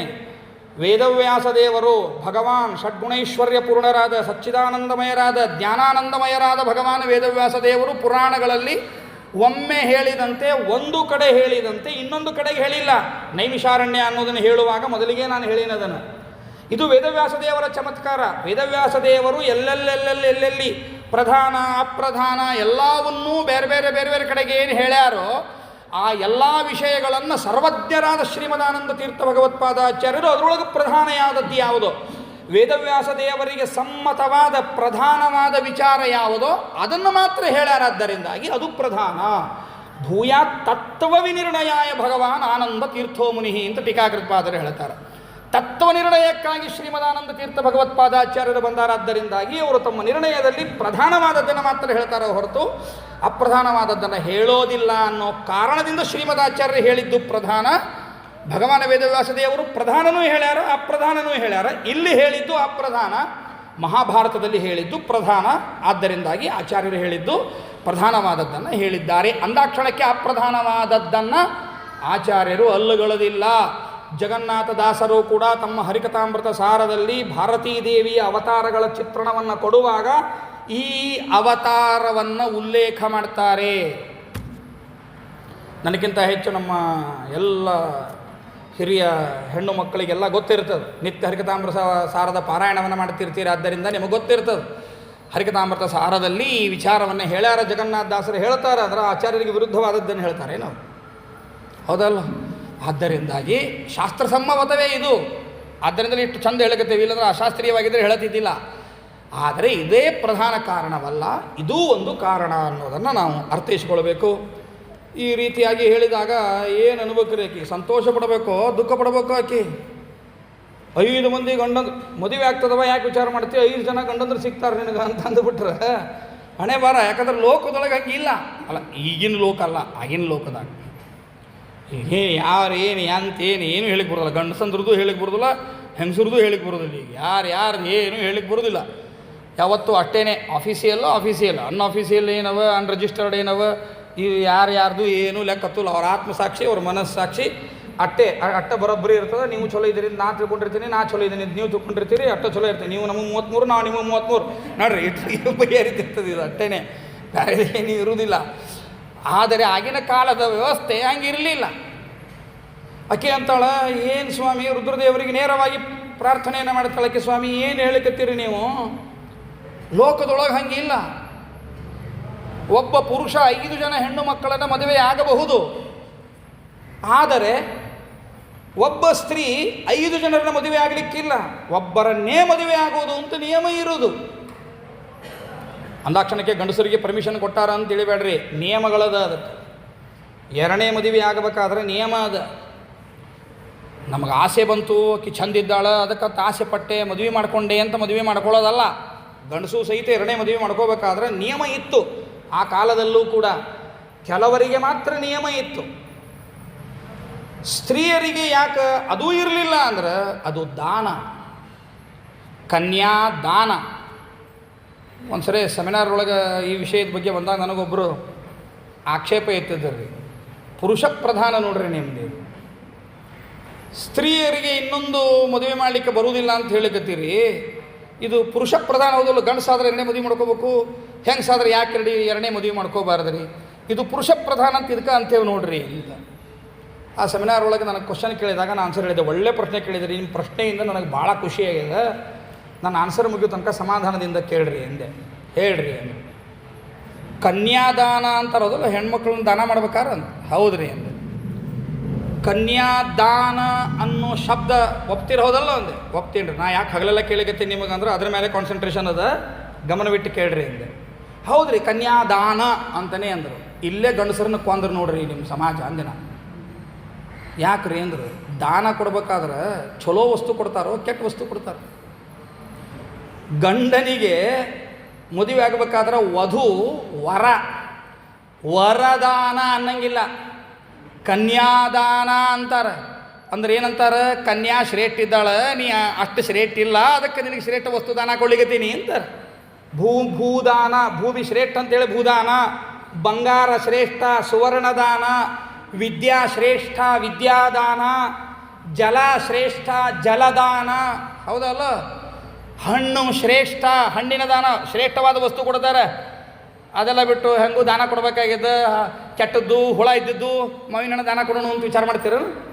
ಪೂಜಾಕ್ಕಿಡ್ಬೇಕಾದ್ರೆ ಏನೋ ಒಂದು 5 ವೇಳೆದಲ್ಲಿ ದಾನ ಕೊಡ್ಬೇಕಾದ್ರೆ ದಾನ ಕೊಡ್ಬೇಕಾಗಿತ್ತಪ್ಪ ಮರೆ ಚಲೋ ವೇಳೆದಲ್ಲಿ ಕೊಡಂತೀರಿ. ಒಂದು 5 ರೂಪಾಯಿದು ವೇಳೆದಲ್ಲಿಗೆ ಚಲೋ ತೊಗೊಂಡು ಕೊಡ್ತೀರಿ. ಅಂದ್ರೆ ಚಲೋ ಇದ್ದು ವಸ್ತು ಇಸ್ಕೊಳ್ಳೋ ಹೆಂಗಿದ್ದಾನ ಬಿಟ್ಟಾನ ಮುಂದಿನ ವಿಚಾರ. ಕೊಡೋ ವಸ್ತು ಮಾತ್ರ ಏನಿರಬೇಕು, ಪವಿತ್ರ ಇರಬೇಕು ಅನ್ನುವಂತಹ ಭಾವನೆ. ಕನ್ಯಾದಾನ ಅಂದ್ರೆ ಕನ್ಯಾ ಪವಿತ್ರದ ಅಂತ ಅರ್ಥ. ನೀ ಯಾಕೆ ಪವಿತ್ರ ಇದೆಯೋ ನನಗೆ ಗೊತ್ತಿಲ್ಲ ಅಂತಲೇ ಅಂದಂಗಲ್ಲಪ್ಪ ಅದೊಂದೇ. ಹಂಗಾರೆ ನಾವು ಸ್ಟ್ರೈಕ್ ಮಾಡೋಣ ಈಗಂದೆ. ನಮ್ದು ಹಂಗಿರಂಗಿಲ್ಲ, ಕಾನ್ಸೆಪ್ಟ್ ಬೇರೆ ಅದು. ಅದನ್ನು ತಿಳ್ಕೊಳ್ಳಾರ್ದೆ ಮಾತನಾಡಬಾರ್ದು. ಒಂದು ಎರಡೇ ಹೇಳ್ತಾನೆ ಕೇಳಂದೆ. ನೀವು ಉಪನ್ಯಾಸ ಕೇಳಿದರೆ ನಿನಗೆ ಗೊತ್ತಾಗ್ತಪ್ಪ, ನಮ್ಮವರೆಲ್ಲ ಉಪನ್ಯಾಸ ಕೇಳಿದವ್ರು ಇರ್ತಾರೆ, ಅವ್ರಿಗೆ ಗೊತ್ತಿರ್ತದೆ. ಹೇಳ್ತೀನಿ ಕೇಳು. ನಮ್ಮಲ್ಲಿ ಹೆಂಗದು ಗೊತ್ತೇನು? ಗಂಡಸು ಮಾಡಿದ್ದು, ಗಂಡ ಹೆಂಡತಿ ಒಳಗೆ ಗಂಡಸು ಮಾಡಿದ ಪುಣ್ಯ ಏನದ? ಅರ್ಧ ಹೆಂಡತಿಗೆ ಸರಳ ಹೋಗ್ತದ್ರಿ. ಕಾಲೇಜ್ ಮುಗಿಸಿ ದ್ವಾದಶಿ ತಿಥಿ ಗಂಟ್ಲ ತ್ರಾಸಾದರೂ ಅಡ್ಡಿ ಇಲ್ಲ ಅಂತ ಇಷ್ಟು ಬಿಸಿಲಾಗ ಇಲ್ಲಿ ಬಂದು ತಾಸುಗಟ್ಟಲೆ ಗಂಟ್ಲ ಹರ್ಕೊಂಡು ಮತ್ತು ಮನೆಗೆ ಹೋಗಿ ಆಮೇಲೆ ಸಂಧ್ಯಾ ವಂದನೆ ಮಾಡಿ ಆಮೇಲೆ ನೀರು ಕುಡಿಬೇಕು. ಹೌದಾ? ಇಲ್ಲಿ ಹೇಳಿದ್ದಕ್ಕೆ ನನಗೆ ಭಾಳ ಪುಣ್ಯ ಬಂದದ. ಈಗ ಅಧಿಕ ಮಾಸ ಮಹಾತ್ಮ ಹೇಳೇನಿ, ಅಧಿಕಸ್ಯ ಅಧಿಕಂ ಫಲಂ, ಭಾಳ ಪುಣ್ಯ ಅದ. ನನಗೆ ಭಾಳ ಪುಣ್ಯ ಬಂದದ ಅಷ್ಟೇ ಅಲ್ಲ, ಹೇಳಿದ್ದಕ್ಕೆ ನನಗೆ ಪುಣ್ಯ ಬಂದ ಅಷ್ಟು. ಇಷ್ಟು ಜನ ಕೇಳಿರಲ್ಲ ಇವತ್ತು, ತತ್ರಾಪಿ ಗುರುವಾರ ಇವತ್ತ ಉಪನ್ಯಾಸಕ್ಕೆ ಬಂದವರು ಇದ್ದೀರಿ. ಇಷ್ಟೆಲ್ಲ ಜನಗಳು ಕೇಳಿದ್ದಕ್ಕೆ ನೀವೇನು ಕೇಳಿ ಆನಂದ ಪಡ್ಲಿಕ್ಕತ್ತೀರಿ, ಇದ್ರೆ 2ರಷ್ಟು ಪುಣ್ಯ ನನಗೆ ಬಂದದ್ದು. ಅದು ನನ್ನ ಪುಣ್ಯ ಎಷ್ಟೊತ್ತು ವಿಚಾರ ಮಾಡಿರಿ. ಇವತ್ತು ಅಲ್ಲಿಂದ ಇಲ್ಲಿ ತನಕ ಬಂದದ್ದು, ಪ್ರಿಪೇರ್ ಆಗಲಿಕ್ಕೆ ಅಂತ ಮನ್ಯಾಗ ನೋಡ್ಕೊಂಡದ್ದು, ಮನ್ಯಾಗ ಪ್ರಿಪೇರ್ ಆಗ್ಲಿಕ್ಕೆ ಅಂತ ನೋಡ್ಕೊಂಡಿದ್ದು ಪುಣ್ಯ. ಅಲ್ಲಿಂದ ಇಷ್ಟು ದೂರ ಬಂದದ್ದು ಪುಣ್ಯ. ಇಲ್ಲಿ ನಿಮಗೆ ತಿಳಿಯೋ ಹಂಗೆ ಎಕ್ಸಾಂಪಲ್ ಕೊಟ್ಟು ಎಕ್ಸ್ಪ್ಲನೇಷನ್ ಮಾಡಿದ್ದು ಪುಣ್ಯ. ನನಗೆ ಆನಂದ ಆಗ್ಲಿಕ್ಕದ ಆ ಪುಣ್ಯ. ಅಷ್ಟೆಲ್ಲ ನೀವು ಕೇಳಿದ್ದಕ್ಕೆ ನೀವೇನು ಆನಂದ ಪಟ್ರಿ, ಇದ್ರೆ 2ರಷ್ಟು ನೀವೆಷ್ಟು ಜನ ಕೂತೀರಿ ಇಂಟು 2 ಇಷ್ಟು ಆನಂದ ನನಗೆ, ಇಷ್ಟು ಪುಣ್ಯ ನನಗೆ. ಹೌದಾ? ಈ ಪುಣ್ಯದೊಳಗೆ ಅರ್ಧ ಪುಣ್ಯ ಮನ್ಯಾಗ TV ನೋಡ್ಲಿಕ್ಕತ್ತಾಳೋ, ಮಕ್ಳಿಗೆ ಬೈಲಿಕ್ಕತ್ತಾಳೋ, ನನ್ನ ಹೆಂಡತಿಗೆ ಸರಳ ಹೊಂಟದ ನೋಡ್ರಿ. ಹೋಲಿ ಬಿಡಪ್ಪ, ನಾವು ಗಂಡಸರು ಉದಾರಿಗಳಿದ್ದೀವಿ, ಹೆಂಗೆ ಕೊಟ್ಟೆವು ಹೆಂಡತಿ ಕೊಟ್ಟೆ ಹೋಗಿ ಅಂದ್ಕೋತೀವಿ ಅಂತ ಅನ್ಕೋರಿ ಬೇಕಾರೆ. ಆದ್ರೆ ದೇವ್ರು ಹೆಂಗೆ ಮಾಡ್ಯಾನ ನೋಡ್ರಿ. ಅಕ್ಕಿ ಅಲ್ಲೇನೋ TV ನೋಡ್ಲಿಕತ್ತಿದ್ಲೋ, ಸೇವಕರಿಗೆ ಬೈಲಿಕತ್ತಿದ್ಲೋ, ಭಾಂಡಿ ತಿಕ್ಕೆಗಿಯೋ ಮುಸುರಿ ತೊಳಕೆ ಯಾವಕ್ಕಿಗೆ ಬಂದಿದ್ಲೋ ಅವ್ರಿಗೇನೋ ಬೈಲಿಕತ್ತಿದ್ಲು ಅಂದ್ರೆ ಅಕ್ಕಿಗೆ ಪಾಪ ಬರ್ತದೆ. ಇಲ್ಲಿ ಪುರುಷೋತ್ತಮ ಮಾಸ ಮಹಾತ್ಮೆ ಹೇಳ್ಕೊತ ಕೂತಾವ ನಾನು, ಅಕ್ಕಿ ಅರ್ಧ ಪಾಪ ನನಗೆ ಬರ್ತದೆ. ಇದು ಹೆಂಗೆ ನ್ಯಾಯ ರೀ? ಇದು ಹೇಳ್ರಿ, ನನ್ನ ನ್ಯಾಯ ಬಗೆಹರಿಸ್ರಂಗೆ ರೀ. ಪುರುಷ ಪ್ರಧಾನ ಸ್ತ್ರೀ ಪ್ರಧಾನ ಈಗ ನೀವು ಹೇಳ್ಬಿಡ್ರಿ ಅಂತ ಕೇಳಿದೆ. ಆ ಸೆಮಿನಾರ್ ನಿಮಗೆ ಯಾರಿಗೂ ಕೇಳಿಕತ್ತಿಲ್ಲ, ಗಾಬರಾಬೇಡ್ರಿ. ಹಿಂಗೆ ಸೆಮಿನಾರ್ನೊಳಗೆ ಪ್ರಜ್ಞೆ ಕೇಳಿದೆ. ಹೇಳ್ರಿ ಈಗ ಏನಂತೇಳಿ ಎಂದೆ. ಹಂಗಿಲ್ಲಪ್ಪ, ಪುರುಷ ಪ್ರಧಾನನೂ ಅಲ್ಲ, ಸ್ತ್ರೀ ಪ್ರಧಾನನೂ ಅಲ್ಲ. ನಮ್ಮ ಸನಾತನವಾಗಿರ್ತಕ್ಕಂತಹ ಹಿಂದೂ ಧರ್ಮ ಪ್ರಧಾನ ಅದಷ್ಟೇ. ಇಲ್ಲಿ ಸ್ತ್ರೀಗೂ ಸಂಬಂಧ ಇಲ್ಲ, ಪುರುಷನಿಗೂ ಸಂಬಂಧ ಇಲ್ಲ. ಯಾರು ತಪ್ಪು ಮಾಡ್ತಾರೋ ಅವರಿಗೆ ಶಿಕ್ಷೆ, ಯಾರು ಸರಿ ಮಾಡ್ತಾರೋ ಅವರಿಗೆ ಅನುಗ್ರಹ, ಇಷ್ಟೇನೆ. ಗಂಡು ಹೆಣ್ಣು ಅನ್ನುವಂತಹ ವಿಚಾರ ಇಲ್ಲಿ ಪ್ರಧಾನ ಅಪ್ರಧಾನ ಅಂತ ಇಲ್ಲವೇ ಇಲ್ಲ. ಅದು ಸುಮ್ಮನೆ ಯಾರೋ ಬ್ರಿಟಿಷರು ತಂದಿಟ್ಟು ಹೋದ್ರದ, ನಾವು ನೀವು ಜಗಳಾಡ್ಬೇಕು ಅಂತ ಬ್ರಿಟಿಷರು ತಂದಿಟ್ಟು ಹೋದ್ರದನ್ನು, ಅದನ್ನು ನೀವು ಯಾಕೆ ಜಗಳಾಡ್ತೀರಿ? ತಿಳ್ಕೊಬೇಡ್ರಿ, ಶಾಸ್ತ್ರ ಸರಿ ತಿಳ್ಕೊಂಡು ಮಾತಾಡ್ರಿ ಅಂತ ಅವಾಗ ಮಾತಾಡಿದ್ದನ್ನೇ ಈಗ ತಿರ್ಗಾ ಹೇಳಲಿಕತ್ತೀನಿ. ಆದ್ದರಿಂದಾಗಿ ಪತ್ನಿಂ ದೇಹಿ ಅಂತ ನಾವು ಕೇಳಿದ್ರು ದೇವ್ರೇನು ಕೊಡೋದಿಲ್ಲ. ಹಂಗೆ ಹೆಣ್ಮಕ್ಳ ಪತಿಂ ದೇಹಿ ಕೇಳ್ಬಿಡು ಸರಿ ಅಮರ ನಾವು ಹಂಗಾರಂತ ಅವ್ರು ಕೇಳಿದ್ರು ದೇವ್ರೇನು ಕೊಡೋದಿಲ್ಲ. ದೇವರು ನಮ್ಮ ಕರ್ಮಾನುಸಾರವಾಗಿ ಯಾವುದು ಕೊಡಬೇಕೋ ಅದನ್ನೇ ಕೊಡ್ತಾನೆ ಭಗವಂತ. ಕೊಟ್ಟದ್ದನ್ನೇ ಚಂದ ಉಳಿಸ್ಕೊಂಡು ಹೋಗಬೇಕಾದದ್ದು, ಕರ್ಮಾನುಸಾರವಾಗಿ ಏನು ಬಂದದ ಅದನ್ನೇ ಪಾಲನೆ ಮಾಡ್ಕೊಂಡು ಹೋಗಬೇಕಾದದ್ದು ನಮ್ಮ ವಿಶಿಷ್ಟವಾಗಿರ್ತಕ್ಕಂತಹ ಕರ್ತವ್ಯ ಅದು. ಆದ್ದರಿಂದಾಗಿ ನೀ ಏನು ಹೇಳಿದಿ ಹಾಗೇನು ತಿಳ್ಕೊಳ್ಳಿಕ್ಕೆ ಹೋಗಬೇಡ ಅಂತ ರುದ್ರದೇವರು ಸಮಾಧಾನವನ್ನು ಮಾಡಿದರು. ಇಲ್ಲ, ಲೋಕಕ್ಕೆ ವಿರುದ್ಧ ಆಗ್ತದೆ, ಬೇಡ ಅಂತ. ಲೋಕಕ್ಕೆ ವಿರುದ್ಧ ಆದರೂ ಏನು ಮಾಡಲಿಕ್ಕೆ ಬರುವುದಿಲ್ಲ ಅಂದ್ರೆ ಅವರು, ನಿನ್ನೊಂದು ಎಕ್ಸ್ಟ್ರಾಆರ್ಡಿನರಿ ಕೇಸ್ ಅದ, ಹೀಗಾಗಿ ಏನು ವಿಚಾರ ಮಾಡಲಿಕ್ಕೆ ಹೋಗಬೇಡ, ಈ ಜನ್ಮದೊಳಗಾಗುವುದಿಲ್ಲ, ಮುಂದಿನ ಜನ್ಮದೊಳಗಾಗ್ತದೆ, ಈಗ ನೀ ಹೀಗೆ ಪ್ರಾಣವನ್ನು ಬಿಡಬೇಕು ಎಂಬುದಾಗಿ ಹೇಳಿದರು. ಮತ್ತಿನ್ನು ಭಗವತ್ ಸಂಕಲ್ಪನೆ ಹೆಂಗಿದ್ರೆ ಏನು ಮಾಡಲಿಕ್ಕೆ ಬರ್ತದೆ. ಆದರೆ ನೀನು ಒಂದು ನೆನಪಿಟ್ಟುಕೋ, 5 ಜನ ಗಂಡಂದ್ರಾಗ್ತಾರಂತಂದ ಮಾತ್ರಕ್ಕೆ ನೀನು ತಾಯಿಯ ಗರ್ಭದಿಂದ ಹೊರಬರುವುದಿಲ್ಲ, ಅಗ್ನಿಯಿಂದ ಹುಟ್ಟಿ ಬರ್ತಿ. ಅಂದರೆ ಈ ನಿಯಮ ನಿನಗೆ ಅಪ್ಲೈ ಆಗೋದೇ ಇಲ್ಲ ಅಂತ ಹೇಳಿದಂಗೆ. ಅರ್ಥ ಆಯ್ತಾ ಇಲ್ಲ? ತಾಯಿಯ ಗರ್ಭದಿಂದ ಬಂದದ್ದಾಗಿದ್ದರೆ ಎಲ್ಲರಿಗೂ ಏನು ನಿಯಮ ಇರ್ತದೋ ಆ ನಿಯಮ. ನಿನ್ನ ತಾಯಿ ಯಾರು ಅಂದ್ರೆ ಅಗ್ನಿಯ ಕುಂಡ, ಯೋಚನೆ ಮಾಡಬೇಡ ನೀನು ಅಂತ ಸಮಾಧಾನವನ್ನು ಮಾಡಿದರು. ಅಂದ್ರೆ ಅಯೋನಿಜಳು ಅಂತ ಅರ್ಥ. ಆ ಅಯೋನಿಜಳು ಅಂದ್ರೆ ಕೆಲವರಿಗೆ ಅರ್ಥ ಆಗುವುದಿಲ್ಲ ಅನ್ನೋ ಕಾರಣಕ್ಕಾಗಿ ತಾಯಿಯ ಗರ್ಭದಿಂದ ಬಂದದ್ದಲ್ಲ, ಅಗ್ನಿಕುಂಡದಿಂದ ಬಂದವಳಾಗಿದ್ದಾಳೆ. ಹೀಗಾಗಿ ಅವಳಿಗೆ ಈ ರೂಲ್ಗಳು ಅಪ್ಲೈ ಆಗುವುದಿಲ್ಲ. ಅರ್ಥ ಆಯ್ತಾ? ಬೇಡ ಅಂದರೂ 2 ಕಾರಣಗಳು ಗೊತ್ತಾದ್ವಿ ಈಗ ನಿಮಗೆ. ಸರಿ, ಇಟ್ಟು ಸಮಾಧಾನವನ್ನು ಮಾಡಿ ಅದೃಶ್ಯರಾದ ರುದ್ರದೇವರು ಈ ಕಡೆಗೆ ಶ್ರೀಕೃಷ್ಣ ಪರಮಾತ್ಮ ಮತ್ತೆ ಕಥೆಯನ್ನು ಮುಂದುವರಿಸಿದ. ಆ ಸಂದರ್ಭದಲ್ಲಿ ದ್ರುಪದ ರಾಜ ಶ್ರೇಷ್ಠವಾದ ಯಜ್ಞವನ್ನು ಮಾಡ್ತಾ ಇದ್ದ. ಆ ಯಜ್ಞದ ಸಂದರ್ಭದಲ್ಲಿ ಈ ಪಾಂಚಾಲಿ ಹುಟ್ಟಿ ಬಂದವಳಾಗಿದ್ದಾಳೆ. ನೀನು ಆ ಮತ್ಸ್ಯಯಂತ್ರವನ್ನು ಭೇದಿಸಿ ಅವಳನ್ನು ವಿವಾಹ ಆದ್ರಿ. ಅವತ್ತು ಪುರುಷೋತ್ತಮ ಮಾಸದ ತಿರಸ್ಕಾರ ಮಾಡಿದ್ದರಿಂದ ತುಂಬಿದ ಸಭೆಯಲ್ಲಿ ದ್ರೌಪದಿಯ ಸೀರೆಯನ್ನು ಸೆಳೆಯುವಾಗ ಕೆಲವು ಕ್ಷಣ ನಾನು ಸುಮ್ಮನಿದ್ದೆ. ದುಶ್ಯಾಸನ ಸೀರೆ ಸೆಳಿಬೇಕಾದ್ರೆ ಶ್ರೀಕೃಷ್ಣ ಪರಮಾತ್ಮ ಮೊದಲಿಗೇನೆ ಏನೂ ಮಾಡಬಹುದಿತ್ತು. ಸೀರೆ ಸೆಳಿಲಾರ್ದಂಗೆ ಅವನಿಗೆ ಬುದ್ಧಿ ಪ್ರಚೋದನೆಯೂ ಮಾಡಬಹುದಿತ್ತು. ಅಥವಾ ಸೀರೆ ಸೆಳಿಲಿಕ್ಕೆ ಹೋದಾಗ ಹಿಂಗೆ ಕೈ ಹಾಕಿದಾಗ ಲಕ್ವ ಹೊಡೆದು ಬಿಡ್ಬೋದಿತ್ತು. ಏನು ಮಾಡ್ತಿದ್ದ ದುಶ್ಯಾಸನ? ಕೈ ಲಕ್ವ ಹೊಡೆದು ಹೋಗಿದ್ರೆ ಏನು ಮಾಡ್ತಿದ್ದ? ಲಕ್ವ ಹೊಡೆಸ್ಲಾರ್ದಂಗೆ ನೋಡಿದ ಭಗವಂತ. ಅಥವಾ ಮೊದಲಿಗೇನೆ ಕೈ ಹಾಕುವಾಗಲೇ ದ್ರೌಪದಿ ದೇವಿಯ ತಪಸ್ಸಿನ ಬೆಂಕಿ ಅವನನ್ನು ಸುಟ್ಟು ಬಿಡಬಹುದಾಗಿತ್ತು. ಹಂಗೂ ಮಾಡಿಸಲಿಲ್ಲ ಶ್ರೀಕೃಷ್ಣ ಪರಮಾತ್ಮ, ಸುಮ್ಮನಿದ್ದ. ಯಾವಾಗ ಆ ಸೆರಗಿಗೆ ಕೈ ಹಾಕಿ ಸೆರೆಗೆ ಎಳಿಲಿಕ್ಕೆ ಪ್ರಾರಂಭ ಮಾಡಿ ಕೆಲವು ಕ್ಷಣಗಳವರೆಗೂ ಭಗವಂತ ಸುಮ್ಮನೆ ಇದ್ದ. ಯಾಕೆ ಅಂತ ಹೇಳ್ತಾನಿಲ್ಲೇ, ಪುರುಷೋತ್ತಮ ಮಾಸದ ತಿರಸ್ಕಾರ ಮಾಡಿದ್ದರಿಂದಾಗಿ ಸುಮ್ಮನಿದ್ದೆ. ಆದರೆ ಈ ದ್ರೌಪದಿ ದೇವಿ ನನಗಾಗಿ ಜೀವವನ್ನು ಕೊಡ್ತಾಳೆ, ಪ್ರಾಣವನ್ನೇ ಅರ್ಪಿಸಲಿಕ್ಕೂ ಸಿದ್ಧಿದ್ದಾಳ. ಅಂತಹ ಭಗವದ್ ಭಕ್ತಳು ಈಕಿ, ನನ್ನ ಅನನ್ಯ ಭಕ್ತಳು ಈ ದ್ರೌಪದಿ ದೇವಿ. ಕೂಗಲಿಕ್ಕೆ ಪ್ರಾರಂಭ ಮಾಡಿದ್ದು, ಕೃಷ್ಣ ಪರಮಾತ್ಮ ನನ್ನ ಮಾನವನ್ನು ಕಾಪಾಡು, ಯಾಕೆ ಸುಮ್ಮನಿದ್ದಿ, ನನ್ನ ಮಾನಭಂಗ ಆಗ್ತಾ ಇದೆ, ನನ್ನ ರಕ್ಷಣೆ ಮಾಡು ಅಂತ ಒಂದೇ ಮನಸ್ಸಿನಿಂದ ಪುರುಷೋತ್ತಮನಾದ ನನ್ನ ನೀನು ಪುರುಷೋತ್ತಮ ಅಂತ ಧ್ಯಾನ ಮಾಡಲಿಕ್ಕೆ ಶುರು ಮಾಡಿದ್ಲು. ಅನಂತವಾದ ಅಕ್ಷಯವಾದ ಅಧಿಕವಾದ ವಸ್ತ್ರವನ್ನು ಅವಳಿಗೆ ಕೊಟ್ಟೆ.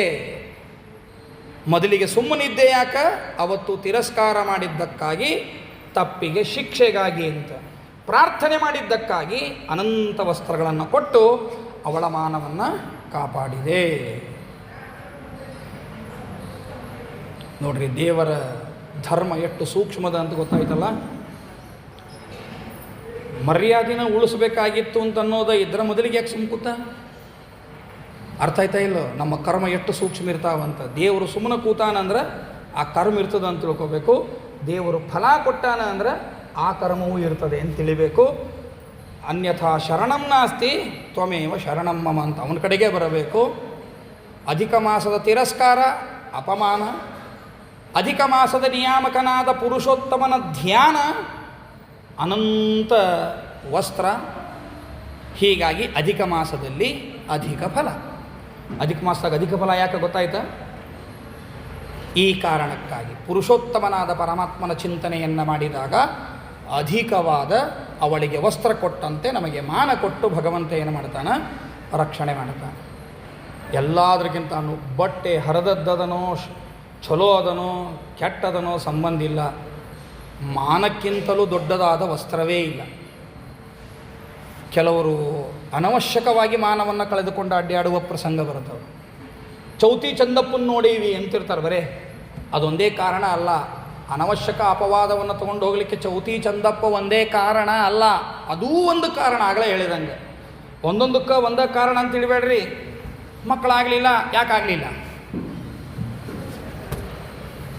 ಪುರಾಣಗಳನ್ನು ತೆಗೆದು ನೋಡ್ರಿ, 10-20 ಕಾರಣಗಳು ಸಿಗ್ತಾವೆ. ಯಾರು ಗುರುದ್ರೋಹಿಗಳೋ ಅವರಿಗೂ ಸಂತಾನ ಆಗುವುದಿಲ್ಲ, ಯಾರು ಸರಿಯಾಗಿ ಶ್ರಾದ್ದ ಮಾಡುವುದಿಲ್ಲೋ ಅವರಿಗೂ ಸಂತಾನ ಆಗುವುದಿಲ್ಲ. ಈ ಜನ್ಮದಾಗ ಆಗಿರ್ತದೆ, ಮುಂದಿನ ಜನ್ಮಕ್ಕೆ ಡಾಕ್ಟ್ರಿಗೆ ತೋರಿಸಿದ್ರೆ ಏನು ಪ್ರಾಬ್ಲಮ್ ಇಲ್ಲರಿಪ್ಪ, ಯಾಕಾಗಿಲ್ಲೋ ಗೊತ್ತಿಲ್ಲ ಅಂತಾರೆ. ಜ್ಯೋತಿಷಿಗಳಿಗೆ ಕೇಳಿಕ್ಕೆ ಹೋದ್ರೆ ಪಿತೃದೋಷದ್ರಿ ಅಂದ್ಬಿಡ್ತಾರೆ. ಇವ ಇಲ್ರಿ ಕರೆಕ್ಟ್ ಶ್ರಾದ್ದ ಮಾಡ್ಕೋತಾರೆ ಬಂದೀನಿ ಅಂತ. ನಿಮ್ಮ ಈ ಜನ್ಮದಾಗ ಶ್ರಾದ್ದ ಮಾಡ್ಕೋತ ಬಂದಿ ಮಗನ, ಹಿಂದಿನ ಜನ್ಮದಾಗ ಮಾಡಿದ್ದು ನೀವು ಅಡಿಯೇ ಬಿಟ್ಟಿಯೇ ಏನು ಗೊತ್ತದ, ಹೌದಲ್ಲ? ಆದ್ದರಿಂದ ಧರ್ಮಶಾಸ್ತ್ರಕ್ಕೆ ಒಂದು ಕಾರ್ಯ ಆಗಲಿಕ್ಕೆ ಒಂದೇ ಕಾರಣಗಳು ಇರುವುದಿಲ್ಲ, ಹಲವಾರು ಕಾರಣಗಳಿರುತ್ತವೆ. ಹೇಗೋ ಹಾಗೆ ಇಲ್ಲೂ ಕೂಡ ದ್ರೌಪದಿಯ ಉದಾಹರಣೆಯಿಂದ ನಾವೇನು ತಿಳಿಬೇಕು ಅಂದರೆ, ಅತ್ಯಂತ ಶುದ್ಧಳಾದ ದ್ರೌಪದಿ ದೇವಿ ಅಂಥವಳು ತನ್ನ ಹಿಂದಿನ ಅವತಾರದಲ್ಲಿ ತಿಳಿಯದೆ ಅಧಿಕ ಮಾಸ ಅದೇನು ದೊಡ್ಡ ಮಾಸ ಅಂದ ಮಾತ್ರಕ್ಕೇನೆ ಅವಳಿಗೆ ಈ ರೀತಿಯಾದ ಶಿಕ್ಷೆಯನ್ನು ಭಗವಂತ ಕೊಟ್ಟಿದ್ದಾನೆ ಅಂದರೆ ತಾರತಮ್ಯದಲ್ಲಿ ನಮಗೊಂದು ಸ್ಥಾನವೇ ಇಲ್ಲ. ಈ ಬ್ರಾಹ್ಮಣನ ಮಗಳು ದ್ರೌಪದಿ, ಇವಳಿಗೊಂದು ತಾರತಮ್ಯದಲ್ಲಿ ಸ್ಥಾನ ಅದ. ತಾರತಮ್ಯದಲ್ಲಿ ಸ್ಥಾನವಿದ್ದ ದೇವತೆ ತಪ್ಪು ಮಾಡಿದ್ರೇ ದೇವರು ಶಿಕ್ಷೆ ಕೊಟ್ಟ ಅಂದಾಗ ನಮಗೊಂದು ತಾರತಮ್ಯವೇ ಇಲ್ಲ, ತಾರತಮ್ಯದ ಸ್ಥಾನದೊಳಗೆ ಬರುವುದಿಲ್ಲ, ನಾವು ಯಾವ ಕಕ್ಷಾದೊಳಗೂ ಬರುವುದಿಲ್ಲ. ನಾವು ಅಪರಾಧ ಮಾಡಿದರೆ ದೇವರು ಕ್ಷಮಿಸಿಬಿಡ್ತಾನ, ಹೌದಲ್ಲ? ಮಾತು ಕಠೋರ ಅದ, ಆದರೆ ಜೀವನದಲ್ಲಿ ಎಚ್ಚರಿಕೆಯಿಂದ ಇರಬೇಕು ಅಂತನ್ನುವ ಪುರಾಣದ ಘೋಷಣೆ ಅದ ಅಷ್ಟೇ. ಅದನ್ನು ಹೇಳಲಿಕ್ಕೆ ಹೌದಾ? ನಮ್ಮದೊಂದು ಏನರ ತಾರತಮ್ಯ ಅದೇನೆ ಹೇಳ್ರಿ. ನಾವು ಯಾವ ಕಕ್ಷಾ ತಾರತಮ್ಯದ ಬರ್ತೀವಿ? ನಾವು ಮನುಷ್ಯರು ಅಂತ ಬರ್ತೀವಿ ಅಂತ ತಿಳ್ಕೊಂಡಿರಿ. ಮನುಷ್ಯರಲ್ಲಿ ಮತ್ತೆ 3 ಅದ: ಮನುಷ್ಯೋತ್ತಮರು, ಮನುಷ್ಯ ಮಧ್ಯಮರು, ಮನುಷ್ಯಾಧಮರು. ಮನುಷ್ಯರೊಳಗೆ ಅದರಾಗ ಬಂದೀವಿ ನಾವು. ಆಚಾರ ಜಪ ಮುಗಿಸಿಂದ ಹೇಳ್ಬೋದು ಬೇಕಾದ್ರೆ ನಾವು ಯಾವ್ದಿದ್ದೀವಿ ಅಂತ. ಸಾಧ್ಯ ಇಲ್ಲ, ಗೊತ್ತೇ ಆಗೋದಿಲ್ಲ. ಮನುಷ್ಯಾಧಮರಿದ್ದೇವೋ, ಮನುಷ್ಯೋತ್ತಮರಂತೂ ಪಕ್ಕಾ ಅಲ್ಲ. ಯಾಕಂದ್ರೆ ಕೊಟ್ಟ ಮಂತ್ರಾಕ್ಷತೆ ಕೆಲಸ ಆಗೋದಿಲ್ಲ. ಮನುಷ್ಯೋತ್ತಮರು ಹೆಂಗೆ ಹೇಳ್ತೀವಿ ನಾವು? ಸಾಧ್ಯ ಇಲ್ಲ. ಮನುಷ್ಯ ಮಧ್ಯಮರಿದ್ದೇವೋ, ಮನುಷ್ಯಾಧಮರಿದ್ದೇವೋ. ಪುಣ್ಯಾದ ಒಳ್ಳೆ ಮಂತಂದ ಹುಟ್ಟಿರಿ, ಪುಣ್ಯಾದ ನಾನು ಒಳ್ಳೆ ಮಂತಂದ ಹುಟ್ಟಿನಿ, ಪುಣ್ಯಾದ ಇವರು ಎಲ್ಲರೂ ಒಳ್ಳೆ ಮಂತಂದ ಹುಟ್ಟ್ಯಾರ. ಅಂದಾಕ್ಷಣಕ್ಕೆ ನಾವು ಮನುಷ್ಯ ಮಧ್ಯಮರನ್ನೋಣ, ಮನುಷ್ಯಾಧಮರನ್ನೋಣ. ರಾಯಚೂರಾಚಾರ ಹೌದಲ್ಲ? ಪುಣ್ಯಾದ ಒಳ್ಳೆ ಸತ್ತು ಹೋದ ಸ್ವಾಮಿಗಳ ದೊಡ್ಡದಾದ ವಂಶದಲ್ಲಿ ಬಂದಿರಿ. ಪರ್ಯಾಯ ಬೇರೆ ಅದ ನಿಮಗೆ, ಹೌದಲ್ಲ? ಪರ್ಯಾಯ ಇದಾವದಲ್ಲ ನಿಮಗೆ? ಹೌದು, ನಾ ನಿಮ್ಮ ಪರ್ಯಾಯದ ಮನುಷ್ಯರು ಬಂದಂಗೆ ನೆನಪದ, ಅದಕ್ಕಂದೆ. ಹೌದಲ್ಲ? ಅವ್ರ ಪರ್ಯಾಯಕ್ಕೆ ನಾವು ಹೋಗಿ ನೆನಪದ. 28ರ ಪರ್ಯಾಯ ನಿಮ್ಮದೇ. ನೋಡ್ರಿ, ದೈವ ಅದು, ಹೌದಲ್ಲ? ಪುಣ್ಯ ಮಾಡಿರಿ. ಆ ಸತ್ಯಬೋಧ ಸ್ವಾಮಿಗಳಂತಹ ಮಹಾನುಭಾವರ ವಂಶದಲ್ಲಿ ಬಂದಿರಿ. ಸತ್ಯ ಒಪ್ಪಿದೆ. ಪ್ರಾತಸ್ಮರಣೀಯರು ಸತ್ಯಬೋಧ ಸ್ವಾಮಿಗಳಂದ್ರೆ ಏನು ಸಾಮಾನ್ಯರಲ್ಲ, ಪ್ರಾತಸ್ಮರಣೀಯರು. ಹಗಲು ಸೂರ್ಯ ಅಂತ ತೋರಿಸೋದಲ್ಲ, ರಾತ್ರಿ ಸೂರ್ಯ ಅಂತ ತೋರಿಸಿದ ಮಹಾನುಭಾವರು, ಗಂಗೆಯನ್ನು ಪ್ರತ್ಯಕ್ಷೀಕರಿಸಿಕೊಂಡ ಮಹಾನುಭಾವರು. ಆ ವಂಶದಲ್ಲಿ ಬಂದಿರಿ. ಖರೆ ನೀವು ಅವರಾಗ್ತೀರಿ? ಇಲ್ಲ, ಹೌದಲ್ಲ? ನೋಡ್ರಿ ಹೆಂಗೆ ಬಂತವ್ರಿಗೆ ಸಾಧ್ಯನೇ ಇಲ್ಲ ಅಂತ ಬಂತ ಇಲ್ಲ. ಅದೇ ವಿಷಯ ಇರೋ ಅಂದರೆ ನಮಗೊಂದು ತಾರತಮ್ಯ, ಸತ್ಯಬೋಧ ಸ್ವಾಮಿಗಳಿಗೊಂದು ತಾರತಮ್ಯ ಅದ. ಒಂದು ತಾರತಮ್ಯ, ಕಕ್ಷಾ ತಾರತಮ್ಯ. ಸತ್ಯಬೋಧ ಸ್ವಾಮಿಗಳಿಗೆ ಒಂದು ಸ್ಥಾನ ಹೇಳ್ತೀರಿ. ನಿಮ್ಮ ಸ್ಥಾನ ಯಾವುದು ಅಂತ ಹೇಳ್ತೀರಿ? ಇಲ್ಲ. ನಾ ಹೇಳಲಿಕ್ಕೆ ಸಾಧ್ಯ ಅದ? ನನ್ನೊಂದು ಸ್ಥಾನವನ್ನು ನಾನು ಹೇಳಲಿಕ್ಕೆ ಸಾಧ್ಯ ಅದ? ಇಲ್ಲ. ಅಂದಮೇಲೆ ನಾವು ದೇವ್ರಿಗೆ ಹೆಂಗೆ ಬೇಕಂಗಂತೀವಿ, ಮಾಸಕ್ಕೆ ಹೆಂಗೆ ಬೇಕಂಗಂತೀವಿ, ಭಗವದ್ಭಕ್ತರಿಗೆ ಏನು ಬೇಕಾದಂತೀವಿ ಅಂದರೆ ನಡೀತದ? ಇಲ್ಲ. ಆದ್ದರಿಂದಾಗಿ ಈ ಎಚ್ಚರಿಕೆಯನ್ನು ಕೊಡ್ತದ. ಜ್ಞಾನಿಗಳು ಮಾಡಿರ್ತಕ್ಕಂತಹ ಅಪರಾಧವನ್ನು ಭಗವಂತ ಕ್ಷಮಿಸ್ತಾನೆ. ಜ್ಞಾನಿಗಳು ಮಾಡಿದ್ದು, ಅಜ್ಞಾನಿಗಳು ಮಾಡಿರ್ತಕ್ಕಂತಹ ತಪ್ಪನ್ನು ಕ್ಷಮಿಸೋದಿಲ್ಲ ಭಗವಂತ. ಯಾಕೆ? ಅವರ ಜ್ಞಾನದಿಂದಲೇ ಅದು ಸುಟ್ಟು ಹೋಗ್ತದೆ. ನಮ್ಮಲ್ಲಿ ಆ ಜ್ಞಾನ ಇರುವುದಿಲ್ಲ. ನಮ್ಮ ಪಾಪಗಳನ್ನು ಸುಡುವ ಜ್ಞಾನ ನಮ್ಮಲ್ಲಿ ಇರುವುದಿಲ್ಲ. ಜ್ಞಾನ ಅಂದಾಕ್ಷಣಕ್ಕೆ ತಿಳುವಳಿಕೆ ಅಂತ ತಿಳಿಬೇಡ್ರಿ. ಏನು ತಿಳಿದಿರ್ತಾರೋ ಅದನ್ನು ಅನುಷ್ಠಾನಕ್ಕೆ ತರೋದಕ್ಕೆ ಜ್ಞಾನ ಅಂತ ಕರೀತಾರೆ. ಅದನ್ನು ಟೀಕಾಕೃತ್ಪಾದರು ಈಶಾವಾಸ್ಯೋಪನಿಷತ್ತು ಭಾಷ್ಯ ಟೀಕಾದೊಳಗೆ ತಿಳಿಸಿಕೊಡ್ತಾರೆ. ಸರ್ವತ್ರ ಜ್ಞಾನ ಶಬ್ದಸ್ಯ ಉಪಾಸನಾ ಪರ್ಯಂತತ್ವಾತ್ ವ್ಯಾಮಿಶ್ರೋಕ್ತಿ ಅಂತಾರೆ ಟೀಕಾಕೃತ್ಪಾದರು. ವಿದ್ಯಾ ಬೇರೆ, ಬುದ್ಧಿ ಬೇರೆ, ಜ್ಞಾನ ಬೇರೆ. ಪ್ರಯತ್ನಾನುಸಾರಿಣಿ ವಿದ್ಯಾ, ಪ್ರಯತ್ನಪೂರ್ವಕವಾಗಿ ಸಂಪಾದನೆ ಮಾಡೋದಕ್ಕೆ ವಿದ್ಯಾ ಅಂತ ಕರೀತಾರೆ. ಒಮ್ಮೆ ಹೇಳಿದುಕೊಂಡು ಸಟ್ನ ತಿಳಿದ್ರೆ ಅವನನ್ನು ಬುದ್ಧಿವಂತ ಅಂತ ಕರೀತಾರೆ. ಹೇಳಿದ್ದನ್ನು ಓದಿದ್ದನ್ನು ಅನುಷ್ಠಾನಕ್ಕೆ ತರುವವನನ್ನು ಜ್ಞಾನಿ ಅಂತ ಕರೀತಾರೆ. ಹೇಳಿದ್ದನ್ನು ಅನುಷ್ಠಾನಕ್ಕೆ ತರ್ತಾನೆ ಯಾವನೋ ಆ ಜ್ಞಾನಿ ಅಕಸ್ಮಾತ್ ತಪ್ಪು ಮಾಡಿದರೆ ಭಗವಂತ ಕ್ಷಮಿಸ್ತಾನೆ. ಓದಿದ್ದನ್ನೂ ತಲೆಯಾಗಿಟ್ಕೊಳ್ಳಂಗಿಲ್ಲ, ಬುದ್ಧಿ ಒಳಗಿದ್ದದ್ದು ತಲೆಯಾಗಿಟ್ಕೊಳ್ಳಂಗಿಲ್ಲ, ತಲೆಯಾಗಿದ್ದರೂ ತಪ್ಪು ಮಾಡ್ತೀವಿ ಅಂದ್ರೆ ನಮ್ಮನ್ನು ಬಿಡ್ತಾನ ದೇವರು? ಯಾಕ್ರಿ ಖರೆ ಅವ್ರಿಗೆ ಶಿಕ್ಷೆ ಜಾಸ್ತಿ ಕೊಡ್ಬೇಕ್ರಿ, ತಿಳ್ಕೊಂಡಿರ್ತಾರಲ್ಲ ಅವರು, ಅವ್ರಿಗೆ ಜಾಸ್ತಿ ಶಿಕ್ಷೆ ಕೊಡ್ಬೇಕ್ರಿ, ನಾವು ತಿಳ್ಕೊಂಡಿರಂಗಿಲ್ಲ, ಆದ್ದರಿಂದ ನಮ್ಗೆ ಶಿಕ್ಷೆ ಕಡಿಮೆ ಆಗ್ಬೇಕ್ರಿ ಅಂತ ಮಾತಾಡ್ತಾರೆ ಮಂದಿ. ರಾಂಗ್. ತಿಳ್ಕೊಳ್ಳೋದೇ ಇದ್ದದ್ದೇ ದೊಡ್ಡ ಅಪರಾಧದ ಮೊದಲು. ನನಗೆ ಮರ್ಡರ್ ಮಾಡಬಾರ್ದು ಅಂಥೇಳಿ ಗೊತ್ತೇ ಇಲ್ಲರಿ, ಕಾನೂನು ಅದ ಅಂತ ನಂಗೆ ಗೊತ್ತೇ ಇಲ್ಲರಿ ಹಿಂಗೆ ಅಂದ್ರೆ ಕೇಳ್ತಾರೆ ಇನ್ನು ಕೋರ್ಟ್ನಾಗ. ಒಂದು ಮನೆಗೆ ಬೆಂಕಿ ಹಚ್ಚಬಾರ್ದು ಅಂತ ನನಗೇನು ಗೊತ್ತಿಲ್ಲ ಬಿಡ್ರಿಪ್ಪ, ಹಚ್ಚಿದ್ರೆ ಶಿಕ್ಷೆ ಆಗ್ತದೇನ್ರಿ ಕೋರ್ಟ್ನಾಗ, ನನಗೆ ಈ ಕಾನೂನ ಗೊತ್ತಿಲ್ಲರಿ ಅಂದ್ರೆ ನಡೀತದ? ಹೌದಲ್ಲ? ಹಾಗೇನೆ 14 ವರ್ಷ ತುಂಬಿತು ಅಂದ್ರೆ ನಾ ಧರ್ಮಶಾಸ್ತ್ರದ ಬಗ್ಗೆ ತಿಳ್ಕೊಳ್ಳಿಲ್ರಿ ಅಂದ್ರೆ ನೀ ತಿಳ್ಕೊಂಡಿಲ್ಲ ಅನ್ನೋದು ಒಂದು ಮೊದಲು ಪಾಪ, ಅದಕ್ಕೆ ಶಿಕ್ಷೆ ಅನುಭವಿಸು, ಮತ್ತು ತಪ್ಪು ಮಾಡಿದ್ದಕ್ಕೆ ಮತ್ತೊಂದು ಶಿಕ್ಷೆ ಅನುಭವಿಸು ಅಂತ.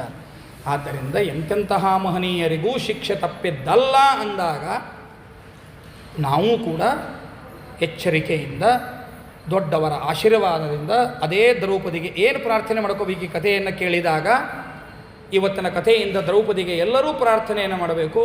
ನೀನು ಅಧಿಕ ಮಾಸ ತಿರಸ್ಕಾರ ಮಾಡಿ ಅಂತ, ಮತ್ತು ನಾವೇನು ತಿರಸ್ಕಾರ ಮಾಡೋದು ದೊಡ್ಡದವ ತಾಯಿ ಅನ್ನಬೇಡ್ರಿ.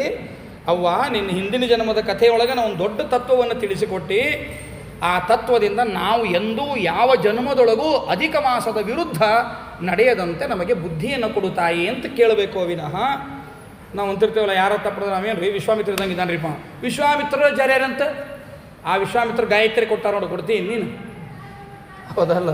ಹಂಗೆ ಕಂಪೇರ್ ಮಾಡೋದೇನದ ಅದು ಸರಿಯಲ್ಲ. ದ್ರೌಪದಿ ದೇವಿಗೆ ಈ ರೀತಿಯಾಗಿ ಪ್ರಾರ್ಥನೆಯನ್ನು ಸಲ್ಲಿಸಿ ಅನಂತರದಲ್ಲಿ ವನವಾಸ ಅಜ್ಞಾತವಾಸ ಸಂದರ್ಭದಲ್ಲಿ ಅಧಿಕ ಮಾಸ ಬಂದಾಗ ಅಧಿಕ ಮಾಸದ ಆಚರಣೆಯನ್ನು ಮಾಡಿ ಇವರು ಮುಂದೆ ಅತ್ಯಂತ ವೈಭವದಿಂದ ರಾಜ್ಯಭಾರವನ್ನು ಮಾಡಿದರು ಅಂತಿಷ್ಟು ಕಥೆಯನ್ನು ಹೇಳ್ತಾರೆ. ನಾಳೆಯ ದಿವಸ ದೊಡ್ಡದನ್ನುವ ಅಂತ ಭಗವದ್ಭಕ್ತ, ಆ ಭಗವದ್ಭಕ್ತನ ಕಥೆಯನ್ನು ಯಥಾ ಪ್ರಕಾರ ನಾಳೆಯ ಸಮಯ 6:30ಯಿಂದ 7:30 ಇರುತ್ತದೆ. ಇವತ್ತು ಗುರುವಾರ ಅನ್ನೋ ಕಾರಣದಿಂದ ಬೇಗ ಆದದ್ದು. ಒಂದು ಸಂತೋಷ ಏನು ಅಂದರೆ ಲಘು ಟೈಮ್ ಇಟ್ಟರೂ ಕೂಡ ಭಗವದ್ಭಕ್ತರು ನೀವೆಲ್ಲರೂ ಸೇರಿ ಇನ್ನೂ ದಿನ